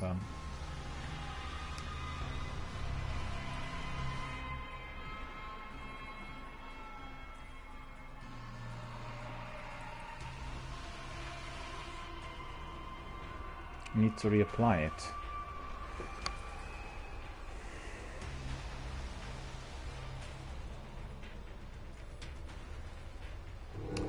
There it is, there it is. Yeah, that's right, that's right. That's it. That's Dead Zone Bark. Thank you very much for this tip. This is significantly different to what we have in Destiny 1, and it's very, very important you told me this, because I'll know this for my future reference, and I'll be able to use it every single time if I want to be changing outfit, and that it's very, very useful. Because otherwise it's a bit hard to work out by yourself. Do you know what I mean? I could have been just looking for it, thinking, well, it's not there. So anytime I go to the shader sections, then collections, once I purchase whatever is in there, it's going to be automatically applied to the current outfit, and then I can just reapply it. So that's very useful. And I have to be spending some Glimmer as well, because 100,000 is like really... Playmore says collections work the same for weapons with static rolls, etc. Okay. Okay, so it's just literally applying shaders and then reacquiring them, and anything that's unlocked can be repurchased. I quite like this Dead Zone Bark, you know, because actually if you look at it, I much prefer this outfit, the outfit I had early on, which is this one, right? It looks a bit like Lawrence of Arabia, you know, Bedouin style. I really like that. I think it's very unusual and quite attractive, ready for other viewers, you know, people who are doing the social hub will notice a really unusual outfit and say, oh, that's very interesting. And I think using the unusual outfits is very useful for any form of community-based work. When you're growing a community, you want people to come in, have a look, and make new bonds. It's very, very good. And Playmore says, yeah, I also love that one too. Well, there are lots of outfits in there that look very similar. The one that I was putting on earlier, this one, for instance, lot specific robes, like this one, is similar to many other ones. But I thought, you see, this one is pretty good as well. It's got these like huge wings. It's like a bit strange, but I quite like it. But I want to infuse it because it's not really particularly strong. It's only 100 defense, whilst the other one's obviously a lot stronger. High-minded complex is 275, right? The other one is 295. Okay, put the 295 one. And we have 282 in here, and then 278. So that's all in order. I think I put the best gear on there. But my weaponry is not really, or it is it? Yeah, at the moment it is. I just upgraded it to 295. That's the top one. No, 255 isn't. We have here. What is it? 255 to 70. 270. Playmer's asking, do you have the season pass and Forsaken? Absolutely. I actually talked at some length really during my recent broadcasts about the fact that PlayStation 4 and Bungie during this E3 week had offered the best possible price on Destiny 2 Forsaken Complete Edition, which includes literally every single thing. And I've been waiting for this for quite some time, since last Christmas, because for Christmas they offered it, if I'm not mistaken, on $49.99, the usual price about £90, and in this instance they've reduced it to $34.99, so it's significantly cheaper. And obviously I snapped it up on Monday immediately, and I've got everything, because up to this point I didn't have DLC and didn't have annual seasons, so I've got everything now. We can play anything. Literally all the content released up to date is there, everything, and whatever they release until the end of August is going to be there as well. And Playmo says, well, that is an absolute bargain. The amount of content is staggering. Well, I was patient and waiting, and I talked a lot on my broadcast also about the fact that I'm a collector and a bargain hunter, and generally the way it works in like the financial markets is you always wait for prices to be bottoming out, and you will need to have some sort of development in the industry in order for that to happen. And usually for video game industry, you've got like 2 different seasons in a year generally. One is E3 season and the other is a Christmas season, and then you get the best deals. Sometimes they'll throw in special deals on, let's say, games which are like Destiny and The Division, if they're expecting a sequel to come out or a new installment of the franchise, and then you get special deals prior to that. So that's obviously something one has to keep an eye on. But this was incredible, because if you were purchasing just the annual pass, you'd pay more than $34.99, right? And I didn't need Destiny 2, the base game, and Forsaken, but guess what? All of that is included. So what I've done is I purchased it Monday, and then immediately I installed it. It did take a couple of hours to install. And as I re-entered adventures, they were very different to the way they were during the year one, because my game is basically year one. It's a physical product. I was given it as part of promotions, and I played the same couple of adventures, and they all had additional content. There were loads of enemies, there were loads of activities, and it was much improved. The graphics were better, the actual movement of character was more placid. It was just like massively enhanced. And that's exactly what Bungie talked about in their recent documentaries. They want this world to be evolving, and if people are revisiting, they can actually discover those changes, and these changes are much appreciated. The game is way better to where it was, because when I played the year one Destiny 2, the original game, I liked it a lot. I loved it, in fact, but I could see all these differences, and it was significantly different, obviously, compared to Destiny 1. But when you look at it today, with all that's been introduced, it is a very different game. I mean, you're talking about, what is it? Is it 2 years now? Roughly? I think it is, yeah. So a very different game, and certainly a very, very good one. And many people who complained about the lack of content and, you know, everything that Destiny 2 originally did not have, they really warmed up after Forsaken, and they were hot. They were hot after the seasons. I know that for certain because I have lots of US Destiny 1, Destiny 2 veterans, and they were very unhappy initially, but they're very happy today, and they're really looking forward to the new chapter in September. They look forward to well, this season, which obviously unraveled last week, and it's all looking very bright. So really, really good stuff. I mean, I'm very happy, and I'm loving it, I have to say. After doing Destiny 1 for so long and raised my characters, you know, to 4400 level, it's a true delight to be coming back and reacquainting, but also because the game's been improved. It's not like coming back to the old game, it's coming back to the game that's been massively improved. Can I just ask you, Playmore, are you also excited about all that's coming out of Microsoft and all that's been said during the E3 convention this week? I'm really delighted and elated. I just can't wait for everything to you know, to arrive, particularly Project Scarlet and all that is said. Playmore says, cross-save is going to make my life much easier rather than playing 9 characters. Well, that's right. And I think there will be cross-save and cross-platform all in all. Cross-save is the first step, cross-platform is the next step. They want everybody to be able to access Destiny everywhere, and I think it's definitely a good way forward, because our community will come to like one space from all consoles, from all platforms, and the community will grow exponentially. So I think it's really good. Also, they've dispensed with the idea of doing proprietary stuff, you know, for PlayStation or for Xbox, and all is going to be basically delivered through the seasons or anything else that comes through the core, and that will definitely be appreciated because people will be able to use it on all platforms. And what I really liked was also, you know, the announcement indicating that Xbox is going to have every single game ever released on backward compatibility, and that's astonishing. PlayStation really have to catch up with this. Playmore says, I wonder if we will ever get to Destiny 3, maybe a Destiny Universe game. Yeah, that's right, because they were considering Destiny 3. There were obviously some rumors about the works done on it, and they confirmed that they're working on the next installment. But I personally think they want to be creating that evolving world, which already is present here. And obviously for yourself and for me, we play the base game, the year 1 game. And just as you download the complete edition, you know, your director and your world in there looks so significantly different. It's so full of different planets and so full of activities instantly. And this is what they will want to do.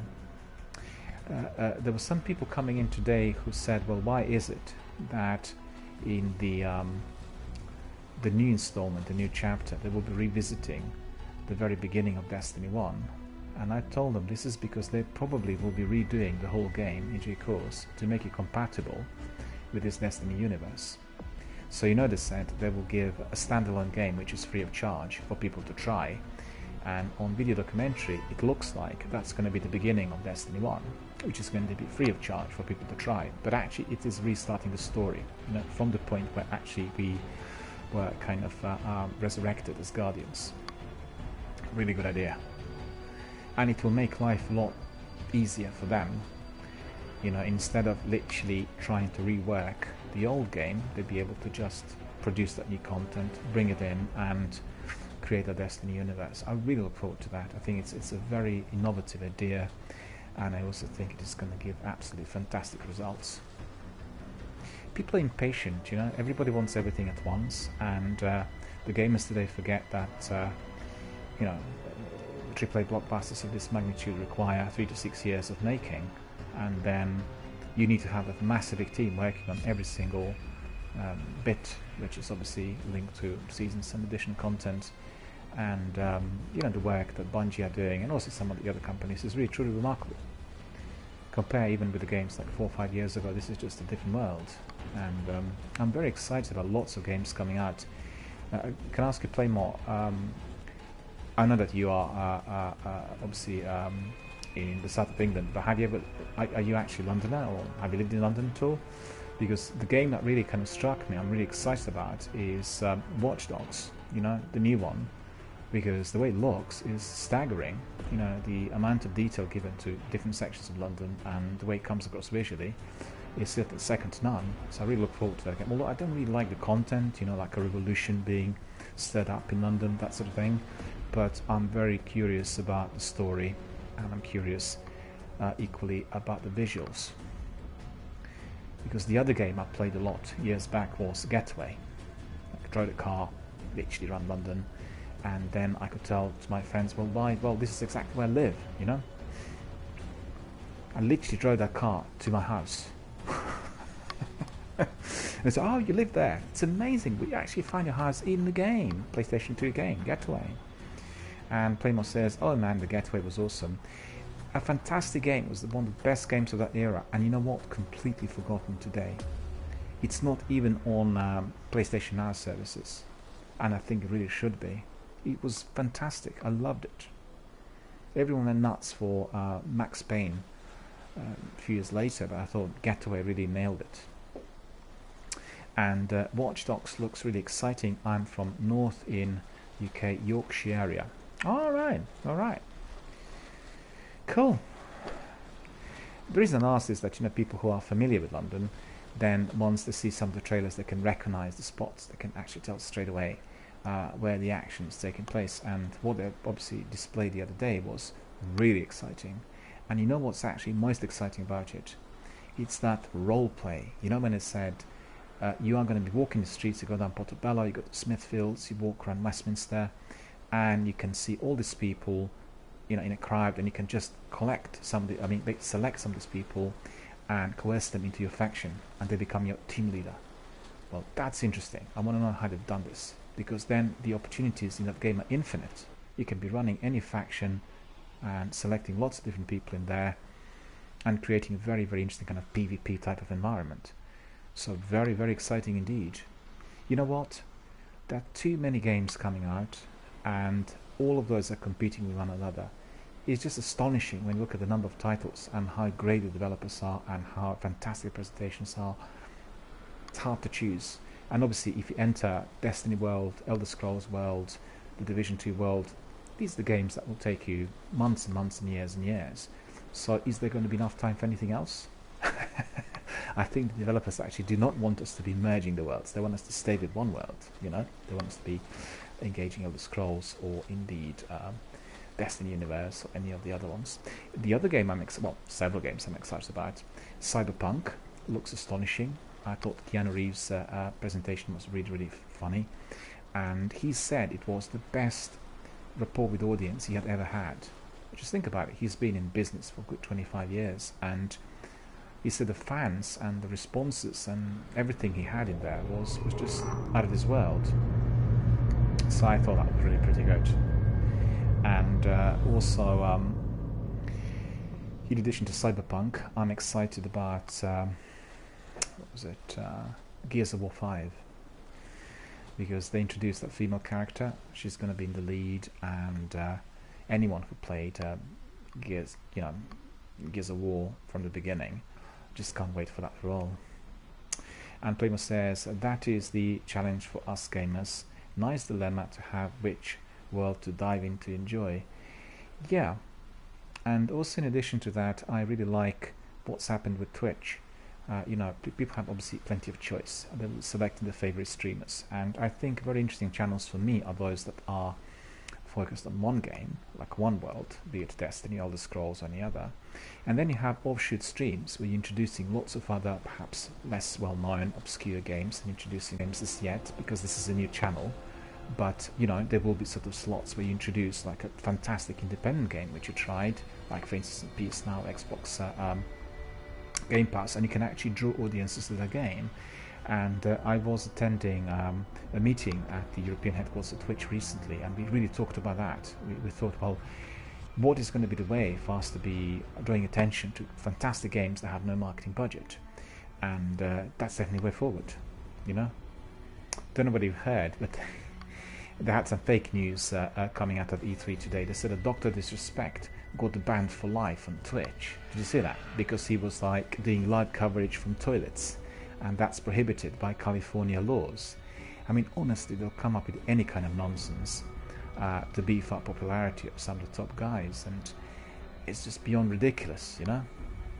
Also, when they present Dr. Disrespect as an independent streamer, it's just like saying Mick Jagger has just started out his career today. It's just, you know, nonsense. But these news were everywhere today on Twitter. Did you not see that? I mean, honestly, I couldn't believe it. How can people buy it? But everybody believes it.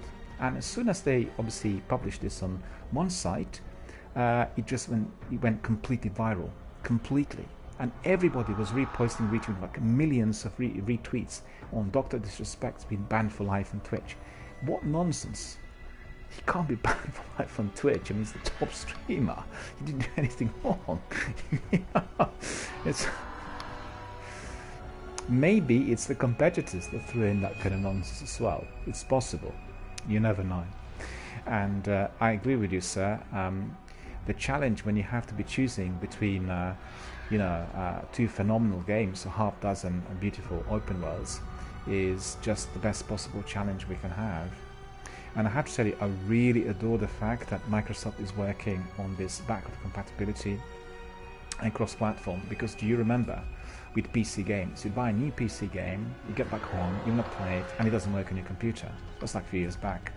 And obviously Steam, with their updates and patches, resolve this problem, but I have quite a selection of PC games where suddenly there was a problem. Thank you. And that was really obviously of great concern. So I've been booted out because I kept talking, but I'll go back there. I want to get that reward from Sloan. Boo. Wasn't Titan, wasn't it?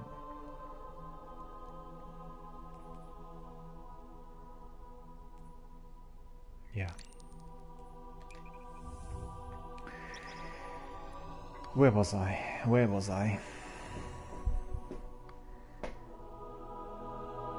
Bungie had interfered with my thoughts.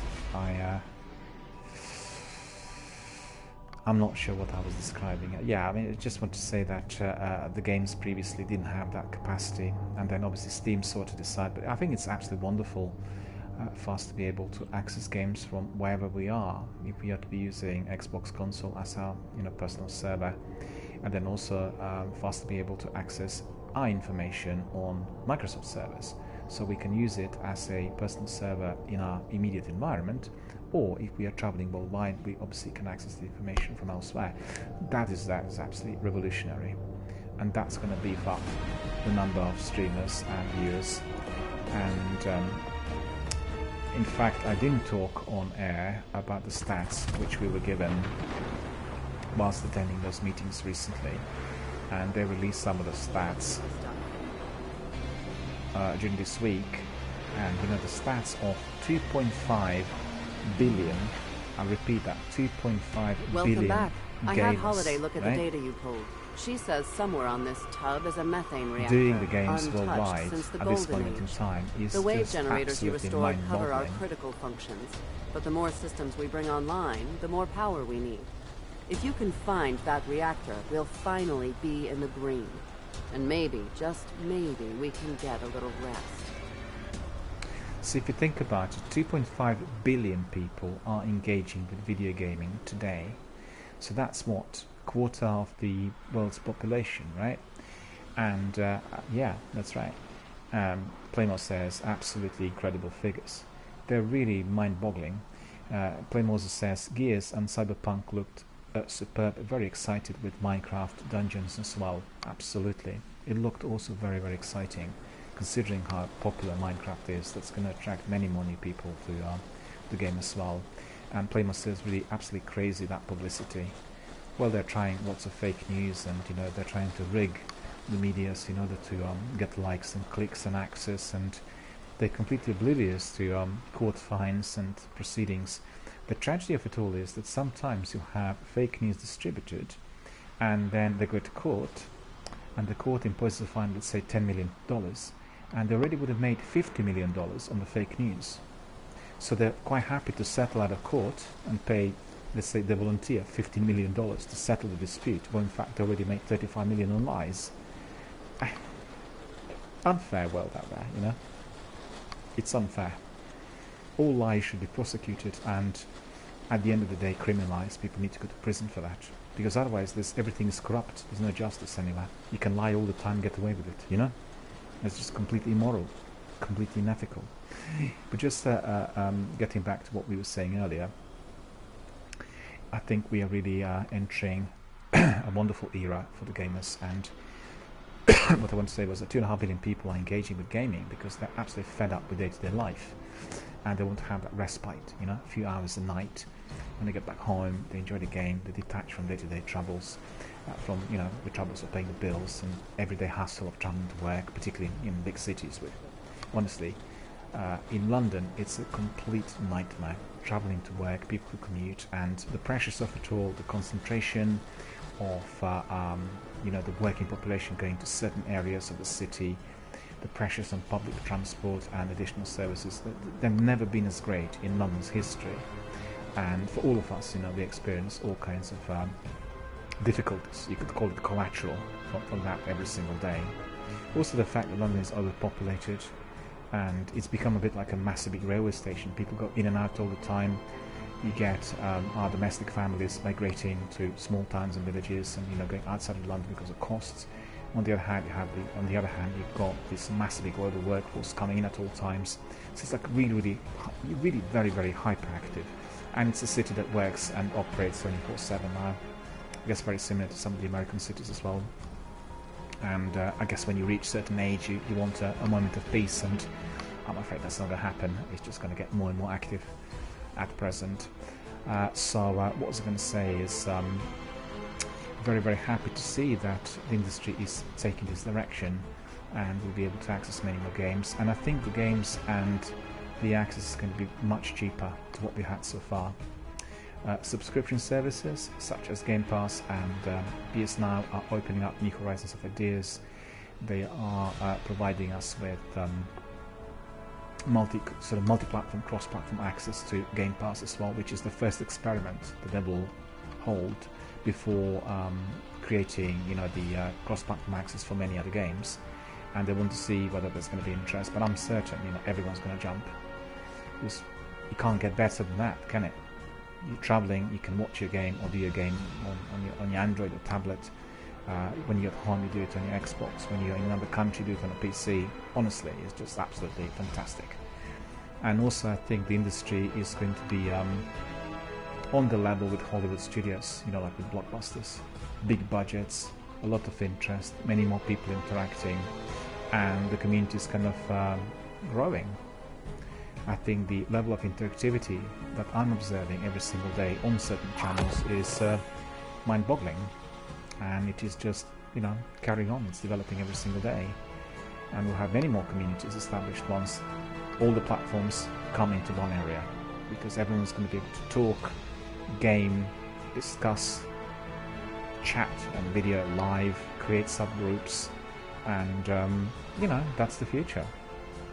I think younger people of today, they are very interested in making friends and creating bonds like that, because they share the passion, they share the interest. They find many like-minded people worldwide who are sharing their own perspectives and views and things, and it's just truly wonderful. Let's game a bit. Let's see what Sloan is going to offer. Enemy of my enemy. The data you recovered from the fallen indicate there's a functional methane reactor somewhere in the abandoned rig. If you can recover it, Sloan will be able to prevent additional power shortages. Find the methane reactor and bring it back online. So we'll take that. So that's our quest. Lighting the dark. It's a quest step. The bounties are there. Alright. We have some reputation as well. So let's use that reputation. We have another engram, faction reward. Plenty of goodies. I have to say, I really love the idea of this. It is much different, significantly different compared to Destiny 1, and if you are hard-working, you're continuously getting rewards, and I think that's really a massive improvement. It really makes a big difference. We still have some reputation there to be used. Down to the last bit. Right. What did I get? I got some good loot. I got some good rewards.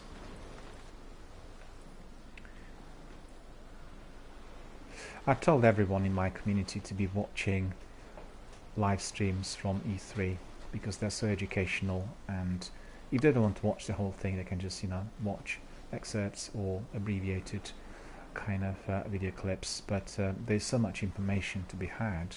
And I tried to soak up everything from Microsoft, you know, just like watch two presentations. Their 2-hour presentation on Sunday, Inside Xbox 2 hours on Monday, and also the developer presentations. There's just too many things to take on board, even too hard to remember.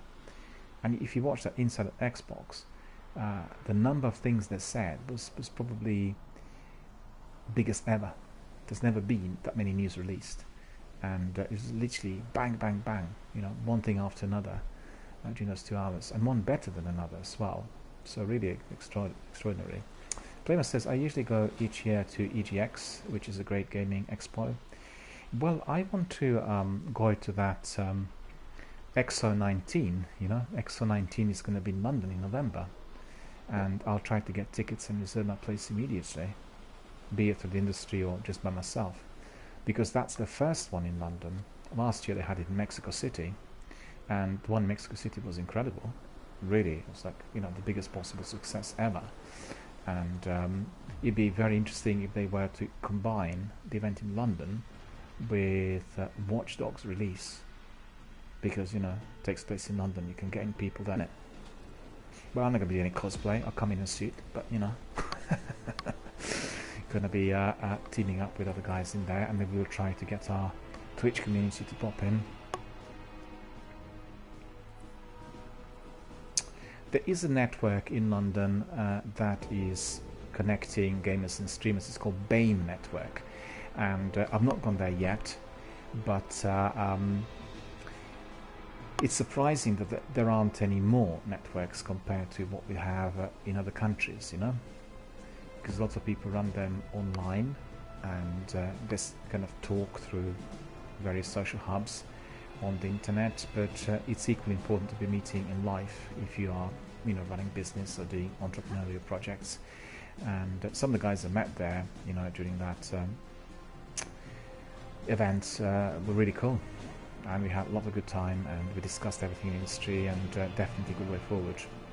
But, you know, Twitch is still quite new, and we looked at the figures, and what happened since 2015 is just simply incredible, you know.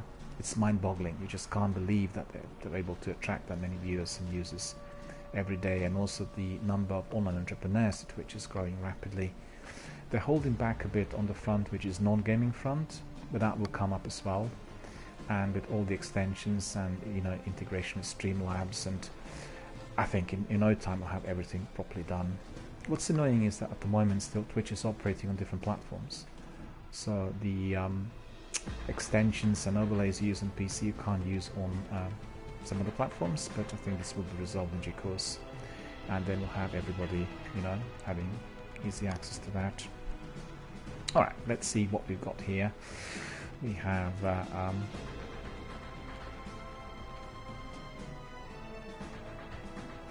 there we are. So we have 295. Is that 295? It is. This is 292 to 79. Okay, what's that? Fusion rifle. I think I want to try that one as well. What is there that do not? I really like that sniper. I don't want to get rid of it yet. And there's another sword. 292. Yes, please. That is what we wanted. Raising our power level as well.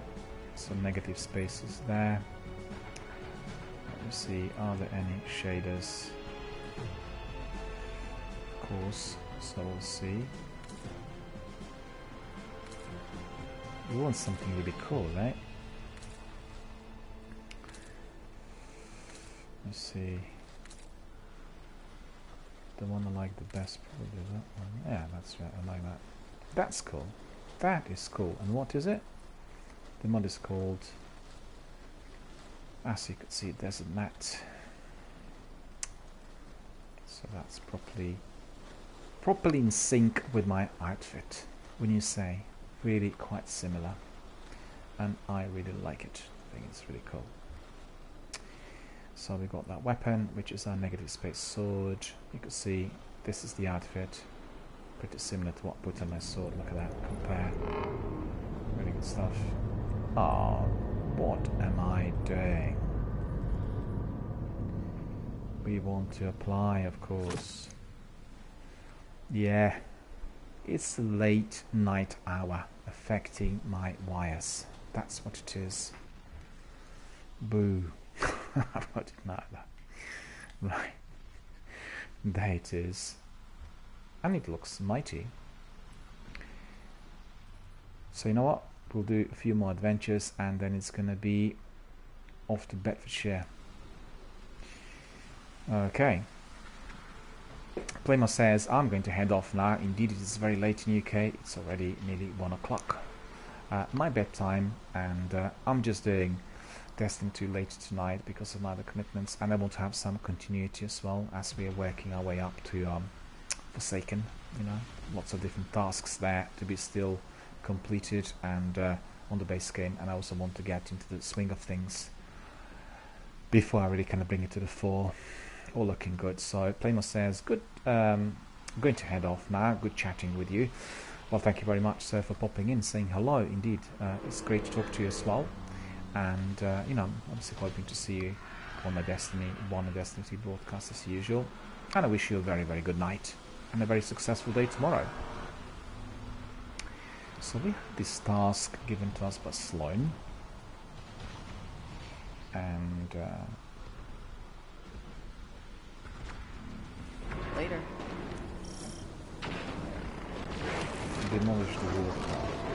New quest activity. Okay, so but before we do that, we're actually going to be doing a bit of business with a water. Right?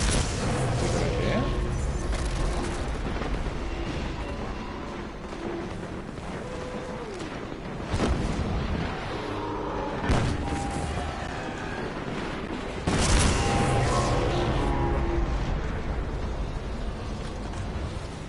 Did we destroy the walker already?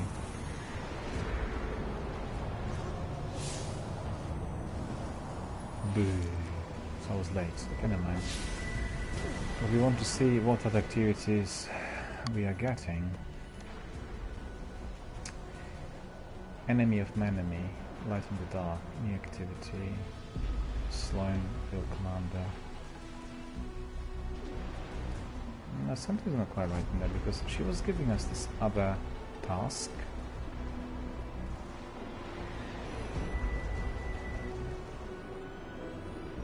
Actually, this is the new task, so I'm correct, right? And it's just that I was a bit asleep.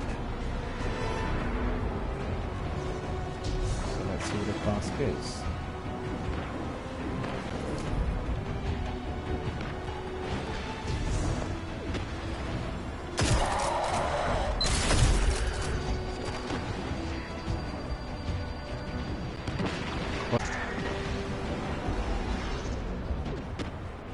CQB, as we call it, CQB. Chest, loot. I'm getting very rich and I'm not buying anything. Sounds like me, right? What I do need to do is I need to spend some of the money. Go back to the base in my time. Do some spending. This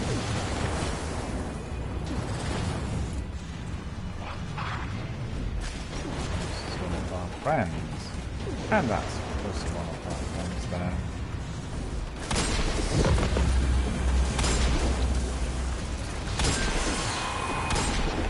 Is this gun that good, or is it just the other guys? I'm not sure. Proceeding to my destination, eh?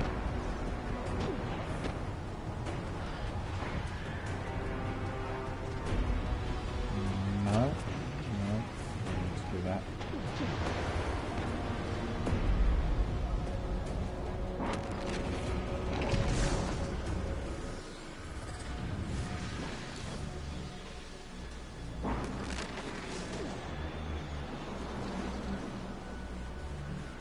Is it there again?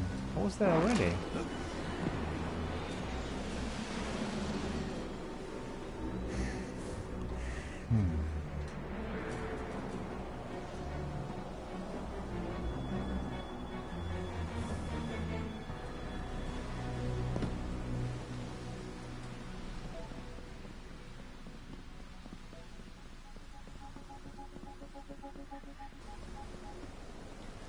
So it must be up here, right?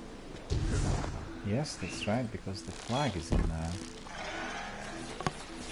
Enemy of my enemy. Find the reactor. To end the archaeology shortages. With your data, Holliday's been able to dig out the locations of 2 terminals in the reactor's auxiliary system. They appear to be on the fritz. We need you to get in there and cycle the power. That should clear up the noise and restore the core systems as well. You know what? This weapon is awesome, similar to Margot Loop. And it does the business. Azimuth DSO. Very, very good weapon. Also really good aiming and very powerful. So, thumbs up, really, this weapon. Really happy with it.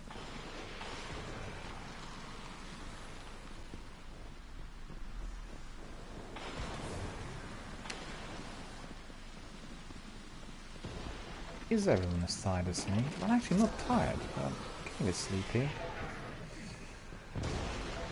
And today's activities were absolutely wonderful. I had lots of fun. Destiny 1 stream was really one of the best. Earlier today, I should say yesterday, we really are approaching 1 o'clock AM. Lighting dark cycle auxiliary terminal.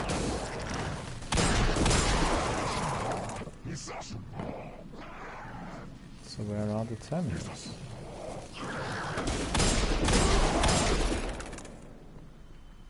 Wait a minute, where are the terminals? Well, they've got to be here.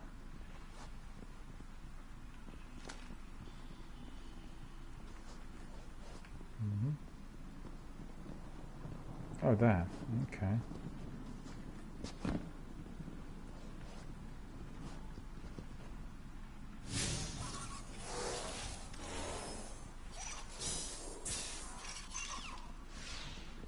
Shipping manifests. Looks like they traded frequently with a settlement. Wow. Way out there. It's called Hyperion. Huh. Okay, so where do we go next?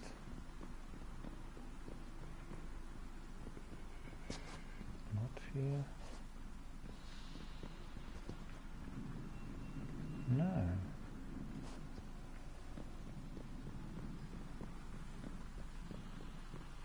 Maybe up there, eh?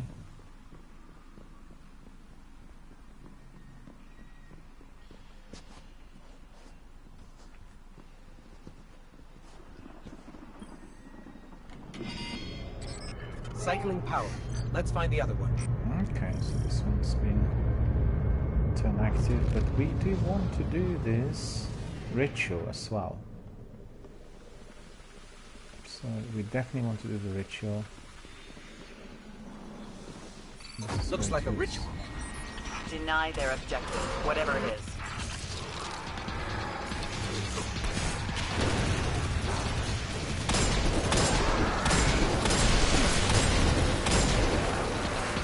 This weapon's awesome. Really good weapon.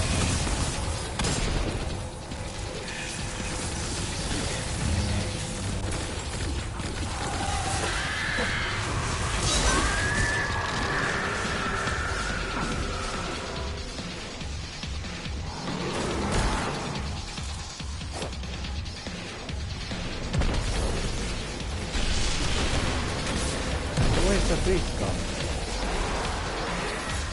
Oh, there. And he disappeared.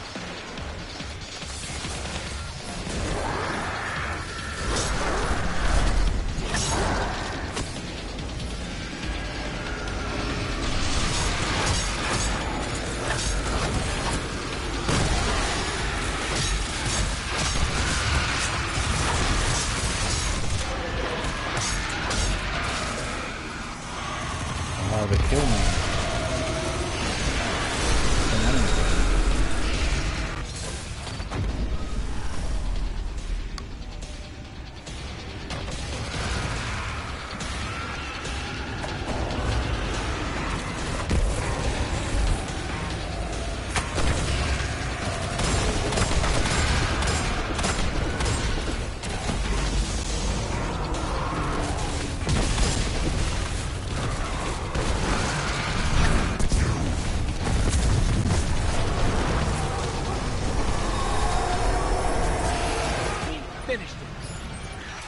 way you finish everything, Guardian, with flair. Stand down.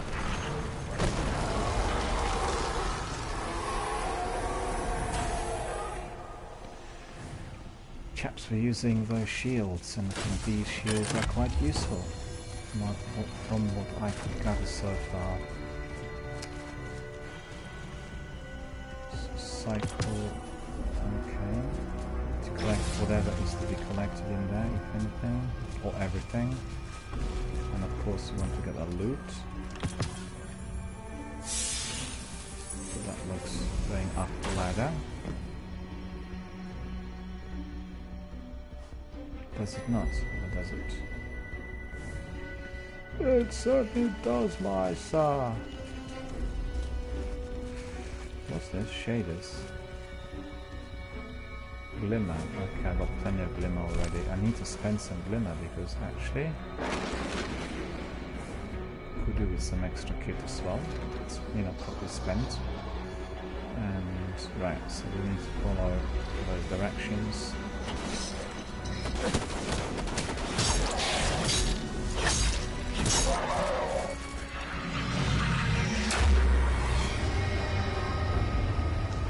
Collect loot as well.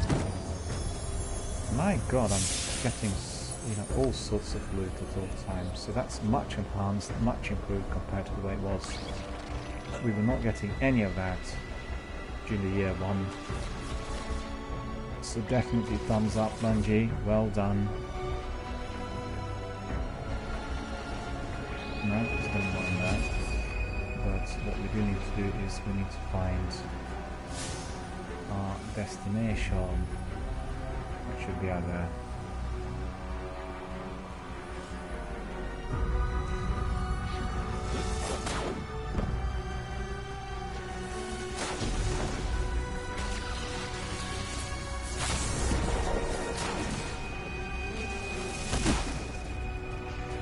Who is doing this? He is going to be punished immediately.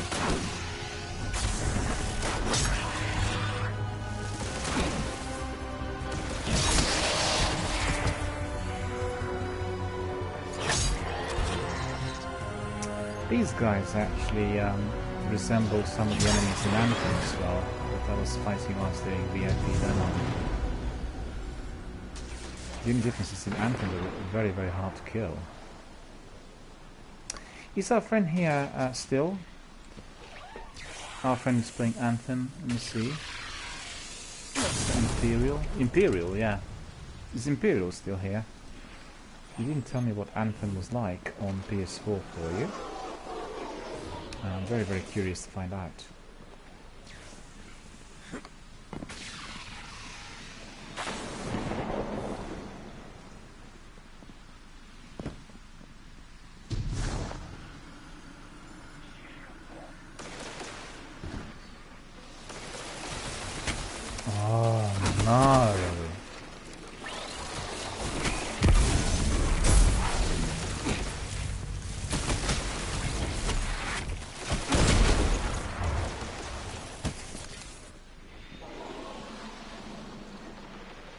What's happening? Where is it? Auxiliary, where are you? Here.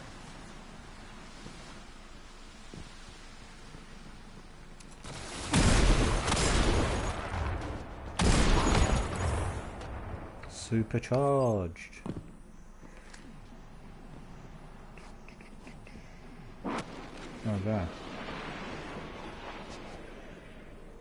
There. Oh, that's loot. That's loot, but yeah, that's it. That's two. Wait. Devices that require multiple separate activations. Aren't those, you know, really dangerous? Did I say the reactor was safe? Here I was thinking you liked us. The people Sloan likes tend to wind up in crossfire in indefensible positions. Ask me how I know. It's because I trust you to survive, Commander. All right, with those terminals refreshed, we've pinpointed the reactor's boot-up console. Light them up. So we need to light up the reactor console. No.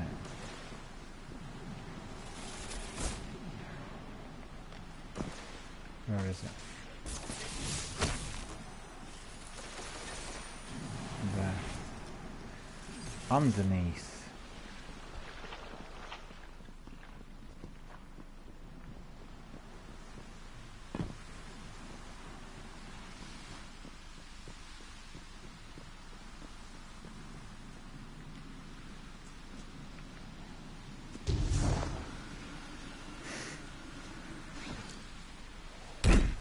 Boom.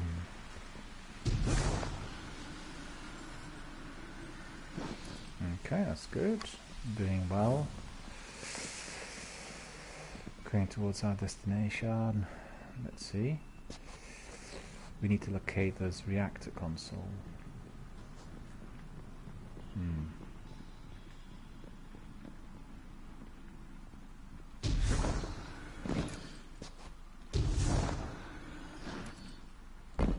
What am I doing?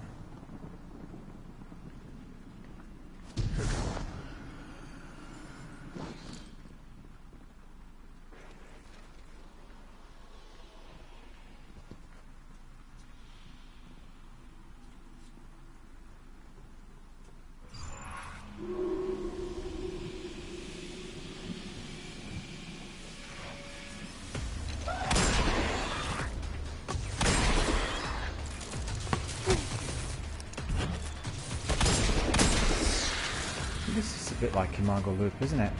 The weapon.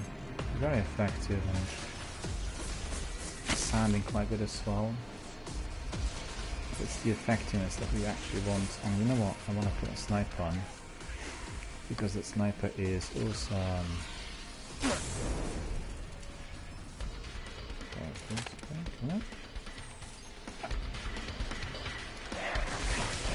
Watch this. Bang, bang, bang.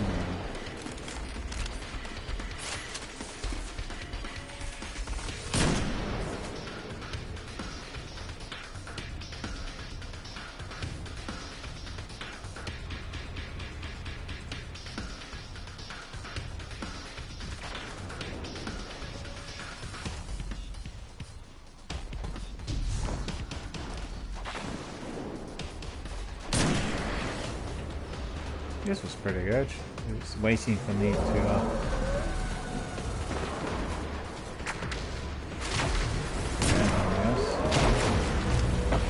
know what? Super will do the holder.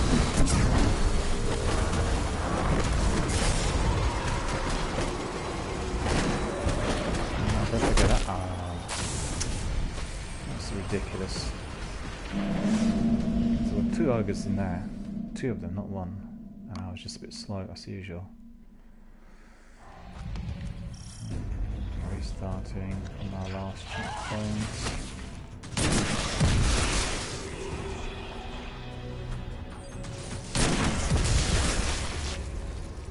Alright. Well.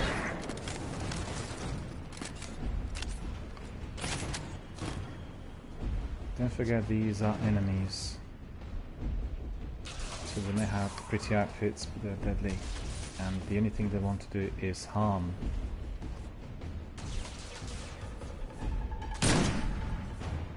And that was good. Come on.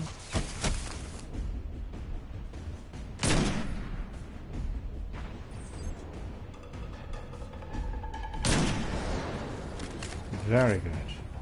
Sniper does it. Sniper does it.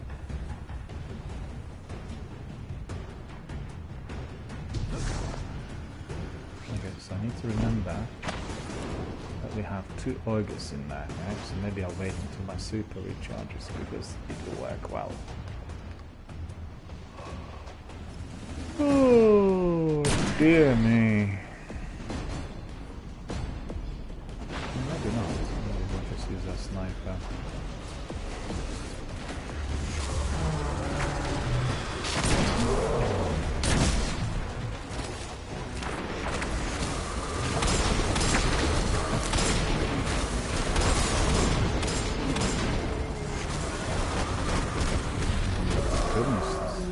loads of enemies in that, so that's tricky.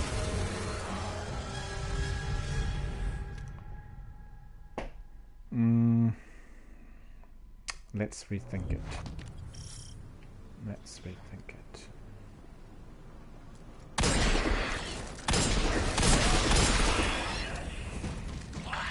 All gone.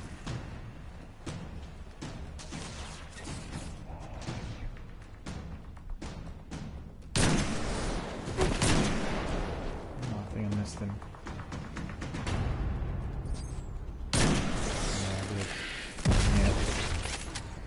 I knew it.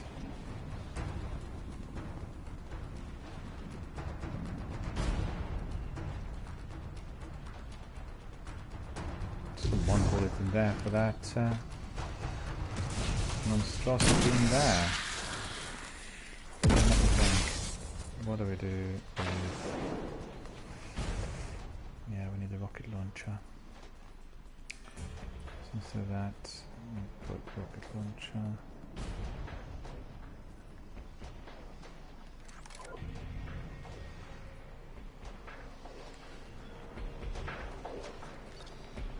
No, that's not the one. That is not the one.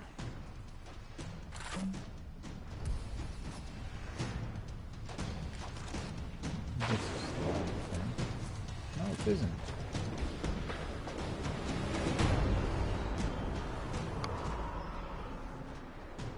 No, it isn't.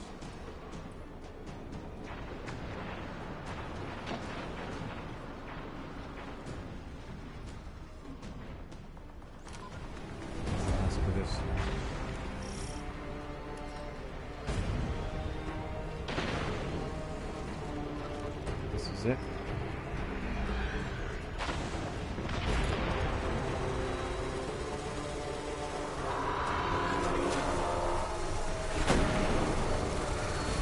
I don't have any ammunition, so what am I to do?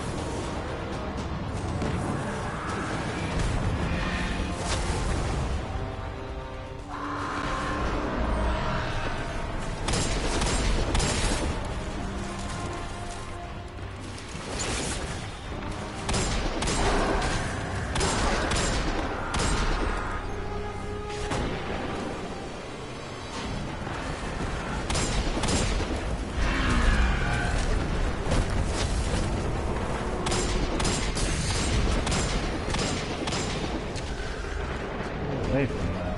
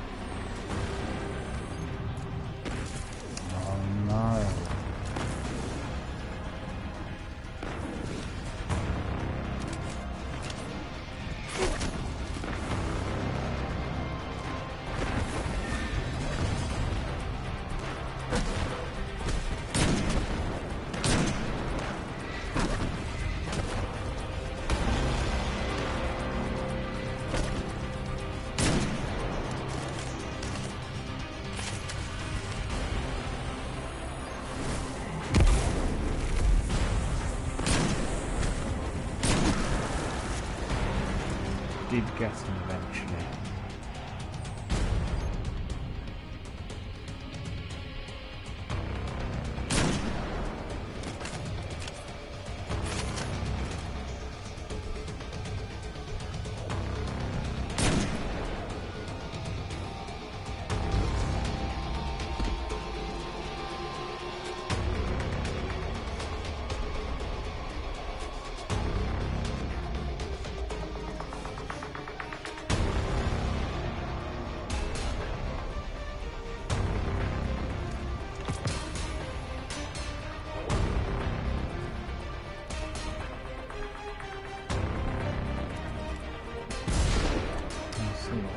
also useful.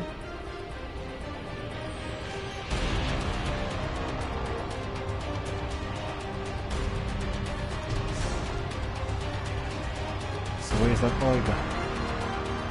This is what I want to know.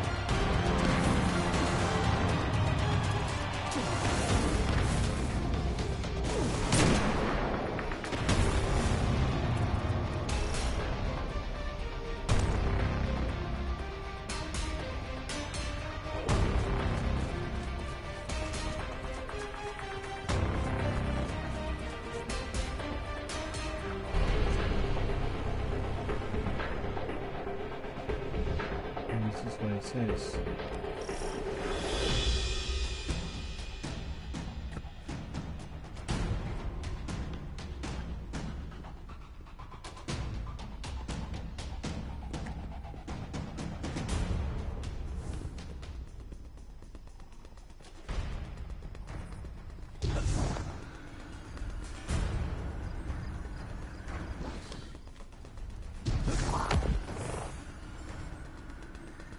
No, that's the wrong way. Or is it?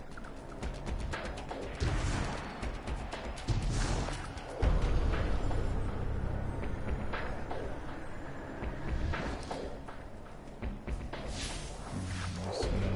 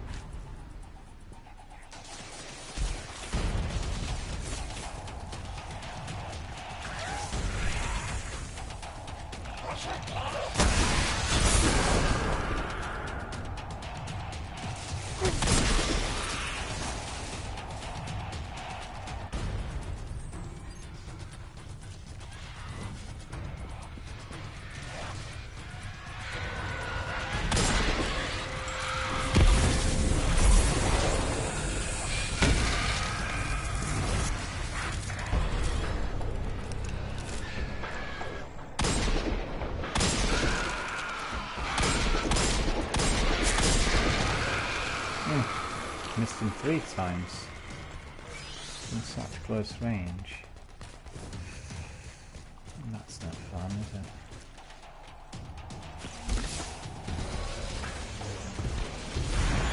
Huh. Open age safety checkpoints. Still operational too.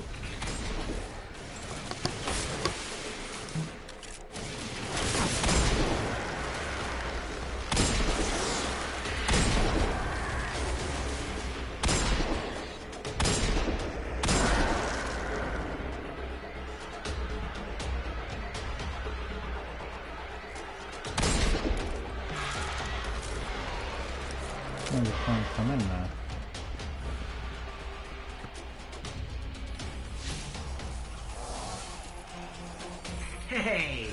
who it is. The captain.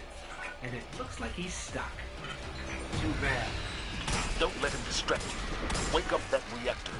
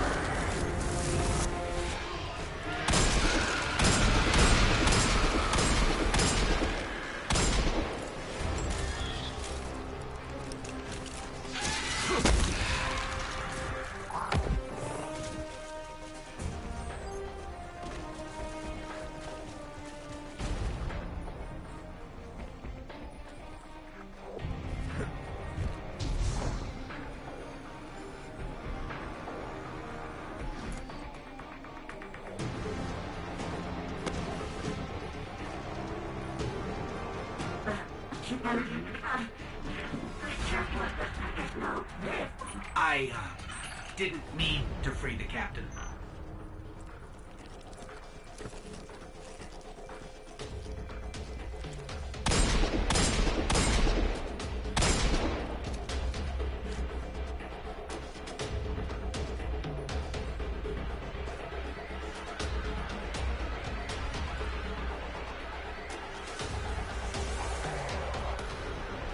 We're free. Let's get out of here.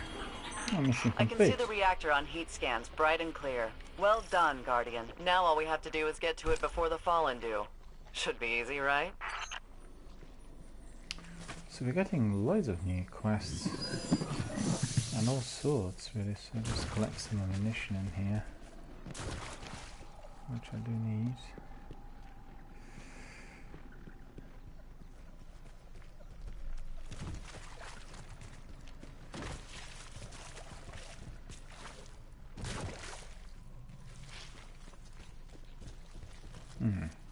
Okay. Right, so I think we've come to the end of our adventure for tonight, and I just want to see what else has been allocated here. Oh, I see, we got another quest in there. Enemy of my enemy. Okay, so we can do that tomorrow, no big deal. And I get it, we are then getting lots of different quests on different planets, and obviously in here we have Sloan, and Sloan is telling us what we need to do.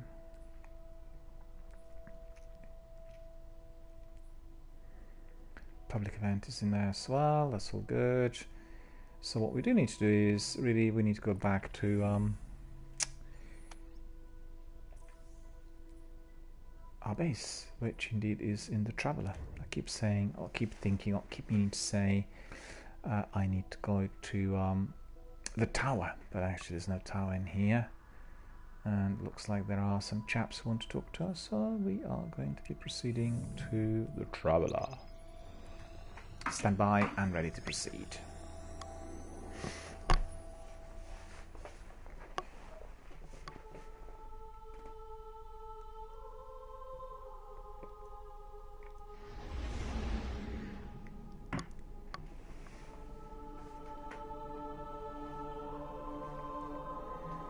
Once you get used to it, it looks and feels really good. And I will tell all of my community veterans who said that Destiny 2 is no good, basically to revisit PlayStation Store this week and purchase this wonderful, wonderful complete edition for $34.99. And the complete edition is massively enhancing the gameplay from year one, with many more new activities, quests, sub-quests, enemies, chests, bounties, you name it. The activity here is literally in abundance, and we are going to be enjoying it for days, months and years to come. Just like my friend Playmore UK said, we are going to be really totally and fully part of that Destiny universe. You know, the questions floating, is there going to be Destiny 3? Well, at the moment it looks unlikely. I think we are going to be having one big Destiny with everything in it.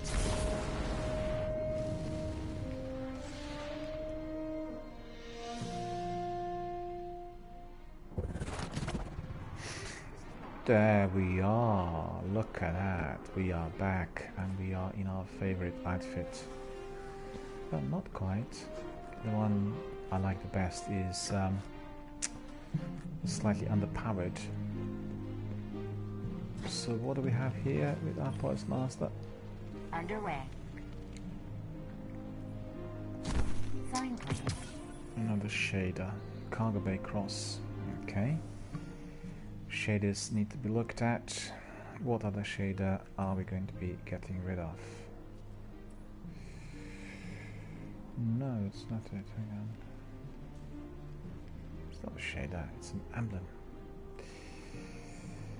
All those are quite nice, I have to say. Storm Surge. I think we can put some of these in. Thank you. Welcome back.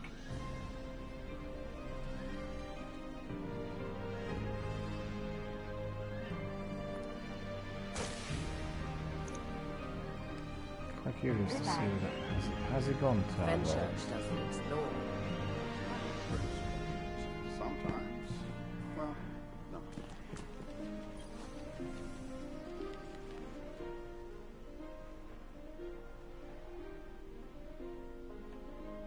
Money can't buy everything.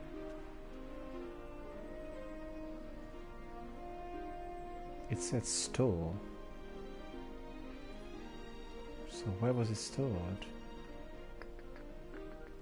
It's not in my vault. Hmm?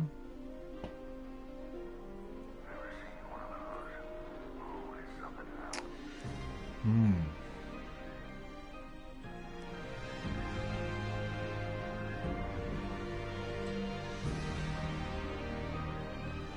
Oh no, I know where it is. If we go to collections and then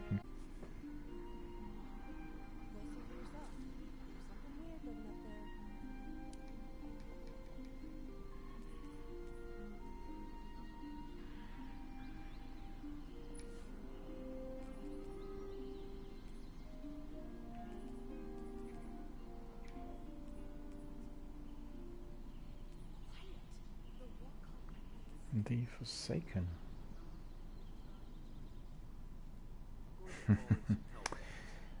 Senior recruiter.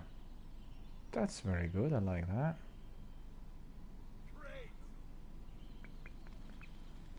Senior recruiter we will put on, why not?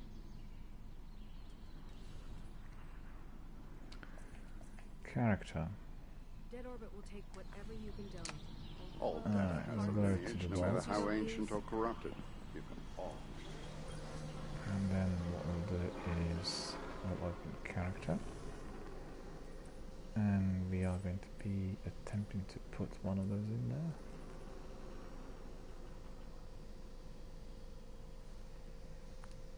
If you set that line off, the south elevators are gonna freeze.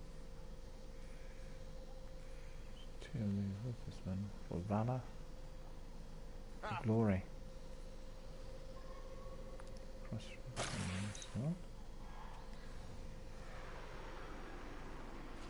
It says it's stored, but I actually can't see it in the vault. It looks like it doesn't go to the vault. Must be going to this other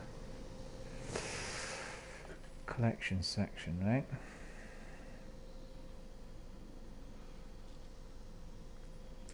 Flare.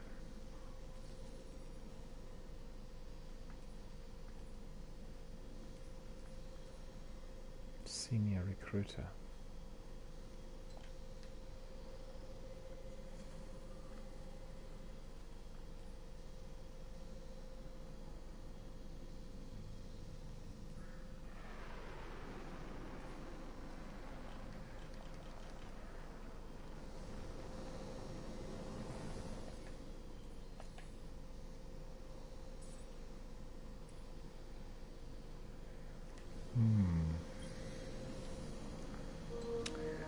This is different to what we experienced before. collections.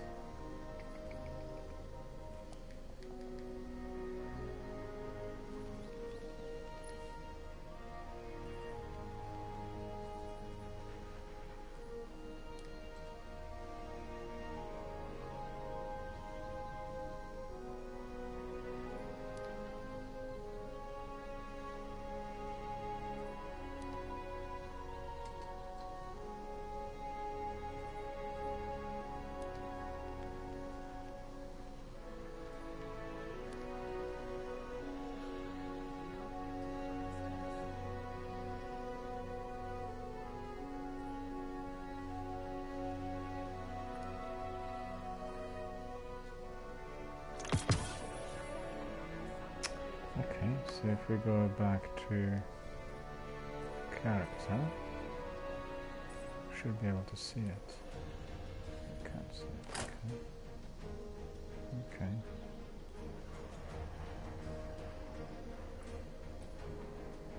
Cargo Bay Cross. Service upgrade.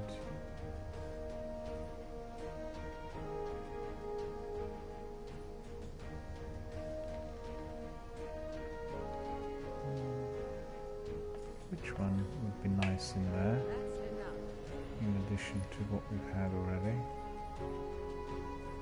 Open world, factions, competitive.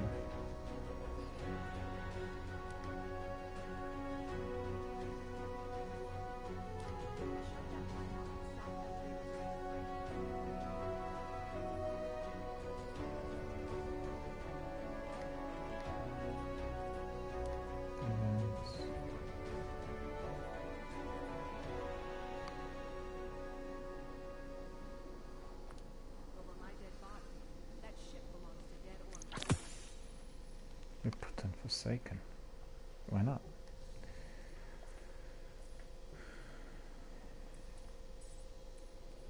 There we are. Put in Forsaken. That's it.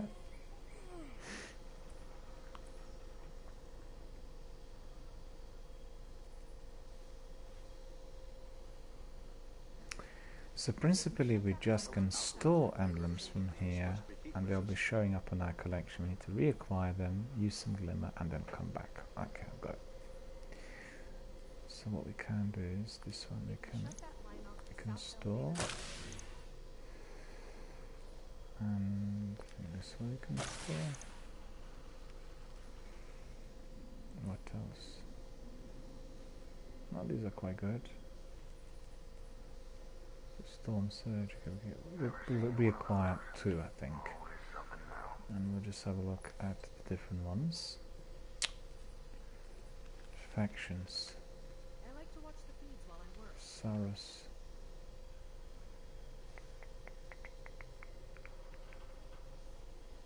Do we have that one in there already?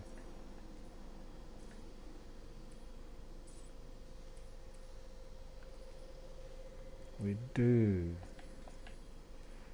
The oldest Wow. encryption methodologies sometimes contain encrypted scriptures, sometimes Activities. not. I heard this was a war No, that's not it. What am I doing? I'm on a different planet. Events.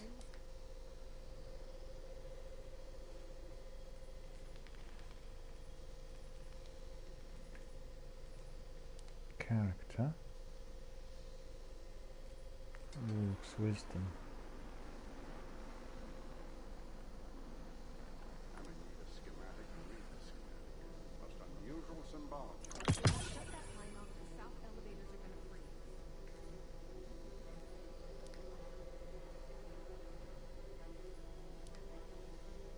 Did you watch the Crusade last night?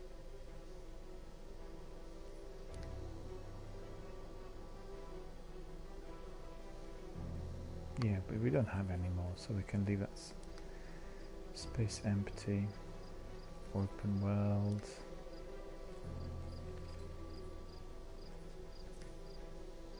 Are the archives finite? I wonder. Can the data set ever truly be complete? Weapons. shotguns Great. and heavies, swords, Meriden. Okay, so that's all sorted. Yeah, this is actually quite useful. Once you get used to it, it's quite good because the process and the system of collecting all of those items is streamlined. Need to work out what is exotic sign, what that is. It's a badge. Okay.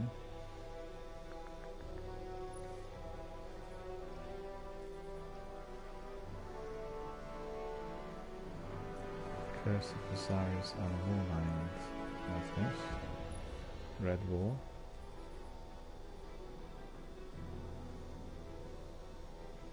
These are the ones we picked up so far. Not very many, I have to admit. Cold Heart. Trace Rifle. Yep. Do it again. Trace Rifle.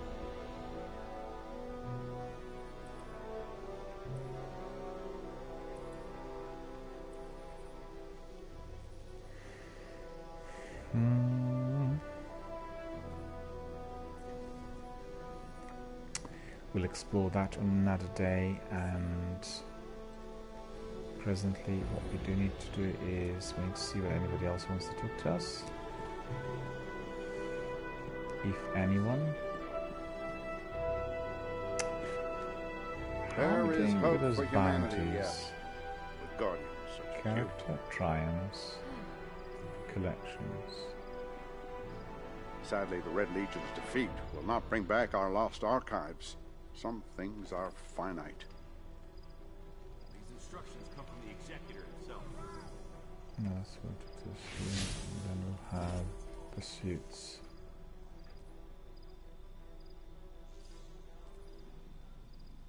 So it looks like some of those we completed. Defeat enemies on Titan with headshots, daily bounty. So that's been completed. The world's changing, Guardian. You must prepare and adapt. Arcane Dust we're getting. So this one's complete. Defeat enemies using melee abilities. As far as I'm concerned, the consensus is still in charge. This one, New super worlds multi-kills. mean new secrets. Not ready yet. Countdown to 0. I did pick up some bounties yesterday, but I think that... Oh, Guardian's Duty. Defeat the enemies of humanity all over the system. Defeat the enemies of humanity all over the system. Completed. Bright Dust Award. Milestone updated. I guess it's official. Speak with Tesseverus. Opulence comes to Everest. That's very good. Awesome. So I really need to remember to pick up those bounties. They're even more significant and more important in Destiny 2 than in the original. Welcome, Guardian. Des smiles. Ah, perfect. Thank you so much. Here, take this. She offers you a bright engram. It's the least I can do. Okay, it's a preview. Best of Year 1 engram. This engram holds ornaments, emotes, and accessories from Year 1 of Destiny 2. Alright. So these are featured. It's not right. What can I do for you, Guardian?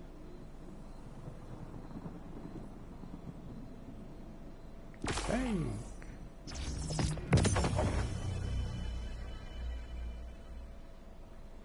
Cryptarch can decrypt complex engrams into powerful gear and other items. I see. Once I pick up some engrams Come from see me her, again, Guardian. Books for the Titans. indeed, Madam Ash will be back after another hard battle. Fear Step God. on up. Take a Honor look. the King. We are going to master a hall. Good evening, sire. I have you some have interesting something for me, finds Guardian? for you. Will you have a moment to spare? Aye, aye, Captain. Well now, let's see what we've got for each other.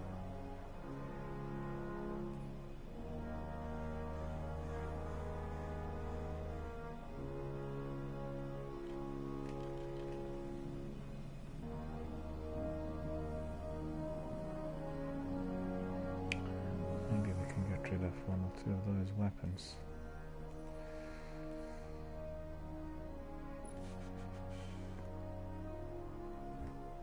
Wait a minute. Wait a minute, wait a minute.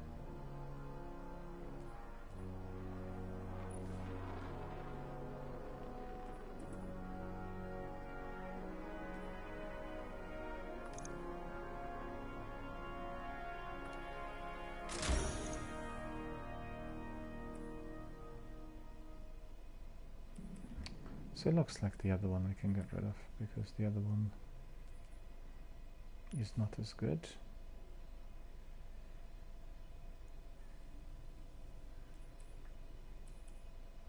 Dead zone bark as well. Yeah, we want dead zone bark in here.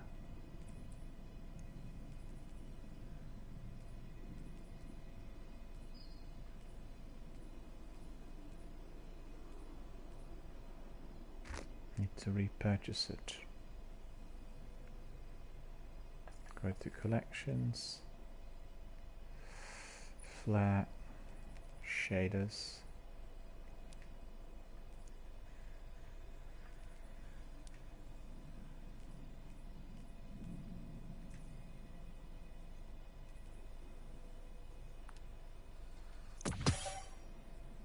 And then we go back and basically just equip it, right? So on this one we'll go to shaders,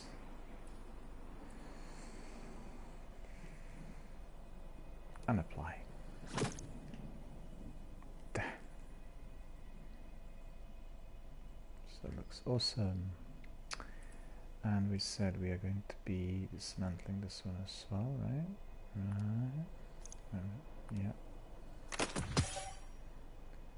Got some exotic shards, I guess. An engram with complex markers. A cryptarch should be able to decode this into a piece of powerful equipment.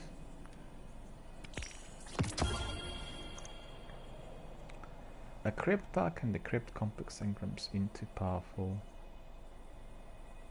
gear and other items.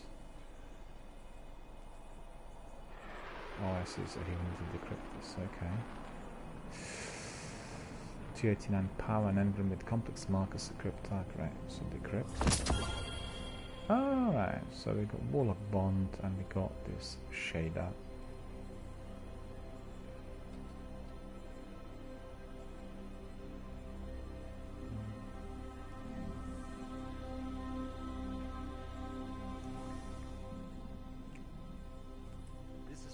Come, Guardian. Let us do business.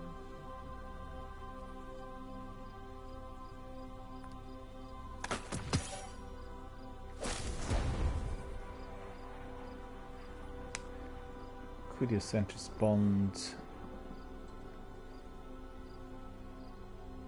What do the Red Legion want with us? Warlock Bond. Default shader. Alright, let's do what Zavala wants.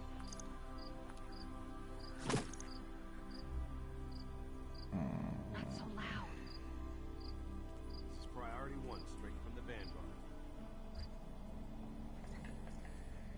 Go back to Decryption can collections, break go your back to heart flare, sometimes. go back to shaders, open world, back to dead zone bark, reacquire. Then we go back to our character. Guardian, what puzzles do you bear? None, sire. What if dead orbit is right? There we are, that needs to be applied. So I'm looking cool. I'm absolutely in sync with everything I'm wearing. As you can see, this is all looking funky. I'm looking good, I'm happy with myself. And the last thing we're going to do tonight is simply to make sure all the kit that is worn indeed will be the top level. So that's 283, it's 285. The best indeed. cryptarchs dig and dig, and one day the garden blooms. 295, I'm in charge right now, and I say we get it done. 282, 292, okay.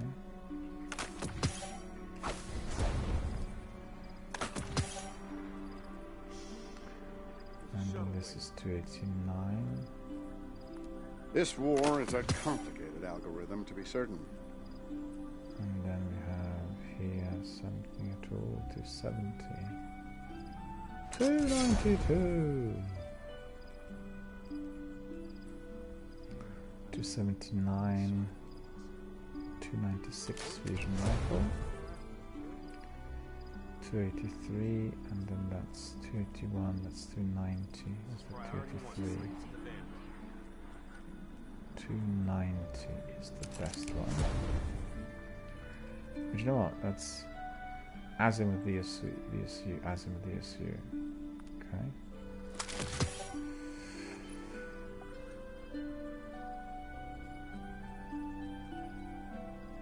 We live in dangerous mods. times, Guardian. I hope you have something for me that might help you make it safer. The fastest machine cannot compute what the slowest human can comprehend. Or do I have that backwards?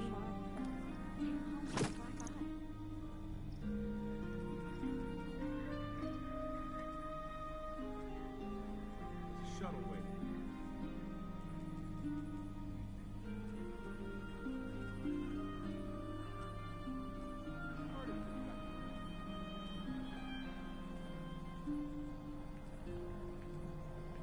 This is priority 1, straight from the Vanguard. This war is a complicated algorithm, to be certain. No. Dawning Warmth was the one that I wanted. So back to shaders in there. Pulled a lot of strings to finish this job.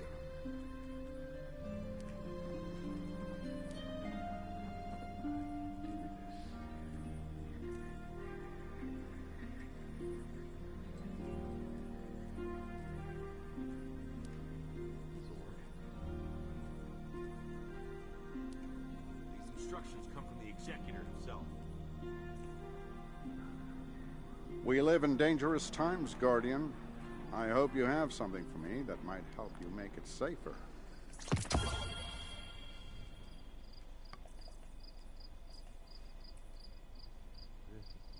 Dawning Warmth is going to be equipped. There we are. Guardian, Dawning what puzzles Warmth. do you bear? There we are. This is what I wanted, so that's pretty good. So quite frankly, my character now is 290. Some of these files are older than the city itself. But that And can't that's be really right. good. So that is 290, 296, 292. And then we have again 283. 285. It's 290. I don't want to be the one who tells the executor about this. As far as I'm concerned, the consensus is still in charge. And that means we have a job to do.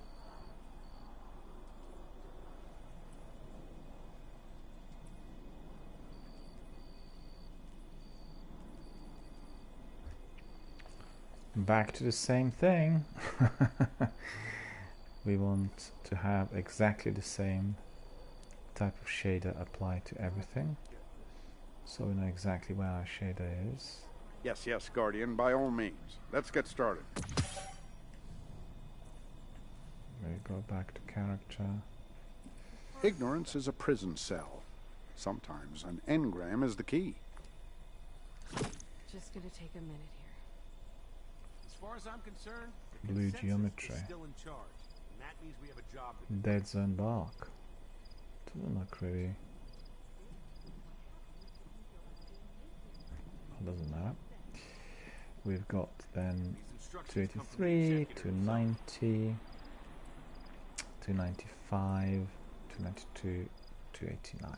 The best cryptarchs dig and dig, and one day the garden blooms.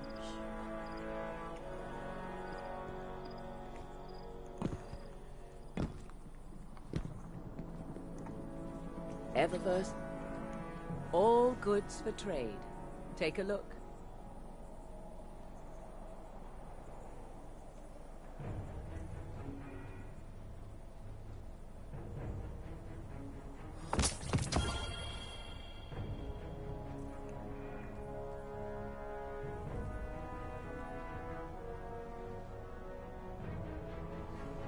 Come see me again, Guardian. Got some shaders by the looks of it.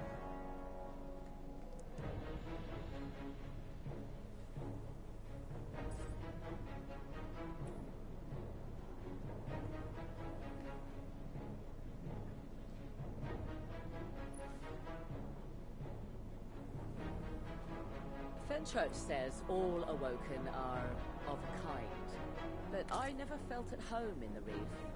Maybe I'm not their kind. Don't get too distracted by the new setup, Guardian. Don't know where my uncle finds these things.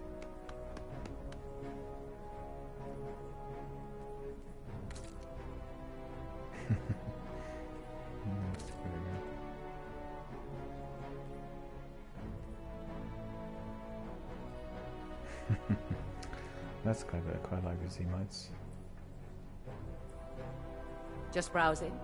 That's fine by me. Warlock's Wisdom. Fenchurch says a lot of fantastic things. I tend to believe him. We drove the Red Legion out. We'll do the same to whomever comes next.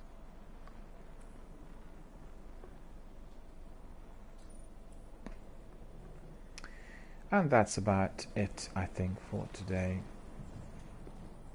What's the bounty? The bounty was on my pursuits, right? Ready and waiting. Our inventory is stocked, so no rush.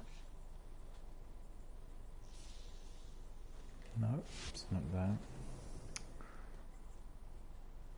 Inventory. Sure. Rhythmic physical expressions won't win a fight, but they feel good. And feeling good is better than not.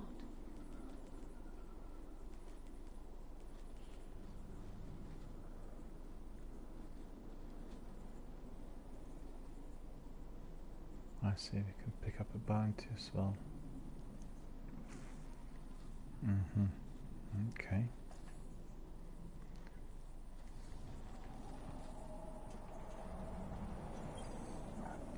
All goods for trade. Take a look.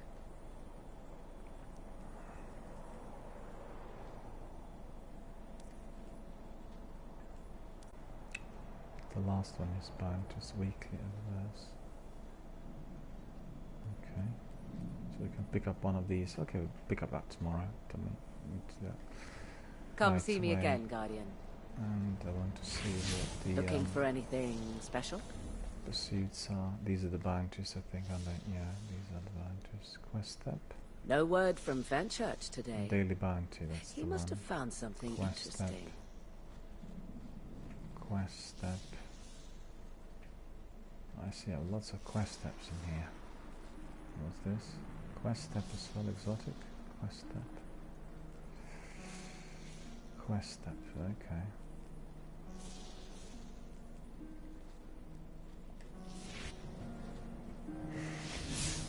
Excuse me, I'm tired. I'm going to bed. I need to see whether there is anybody else who wants to talk to us here. Dead orbit package. Spare parts. Leaking. Oh dear.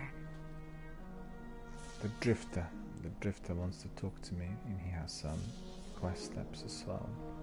We'll do that tomorrow. So I think we are actually at the end of everything we wanted to Looking do for today. something in particular? Hope you guys enjoyed my stream. This was our second Destiny 2 stream after my comeback yesterday. Be looking at the mountains for a little while. Enjoy the peace. And we are going to be coming back tomorrow with our Destiny 1 stream in the morning as usual after 10 o'clock. And then we'll probably have another Destiny 2 later in the day as well. We want to keep up some continuity and indeed with our re-engagement. I thoroughly enjoyed my adventures. I was doing lots of quests and patrols on Titan, and I completed several Sloan's tasks and collected quite a few rewards, leveling up as well as raising my light level, being on 390 something on my light level. I need to be really 305 before I progress to Forsaken, and I want to do those other two DLC contents or missions as well prior to Forsaken. So that's all looking very good. I'm very happy with what's been achieved so far, and I have to say, coming back to Destiny 2 feels absolutely wonderful. I'm loving the game. It's a bit like coming back to your old friends and family and enjoying it all. A lot more new content, many more enemies, plenty of those chests to collect the loot from, and the game has been massively enhanced, there's no doubt about that, since I played it on Year 1 edition. So I hope you enjoyed the stream, hope you liked our conversations and indeed all of the activities, some of the firefights and quests and everything else we completed. Thank you for your attention, thank you for your patience, for your support, and I wish you all a very, very good night.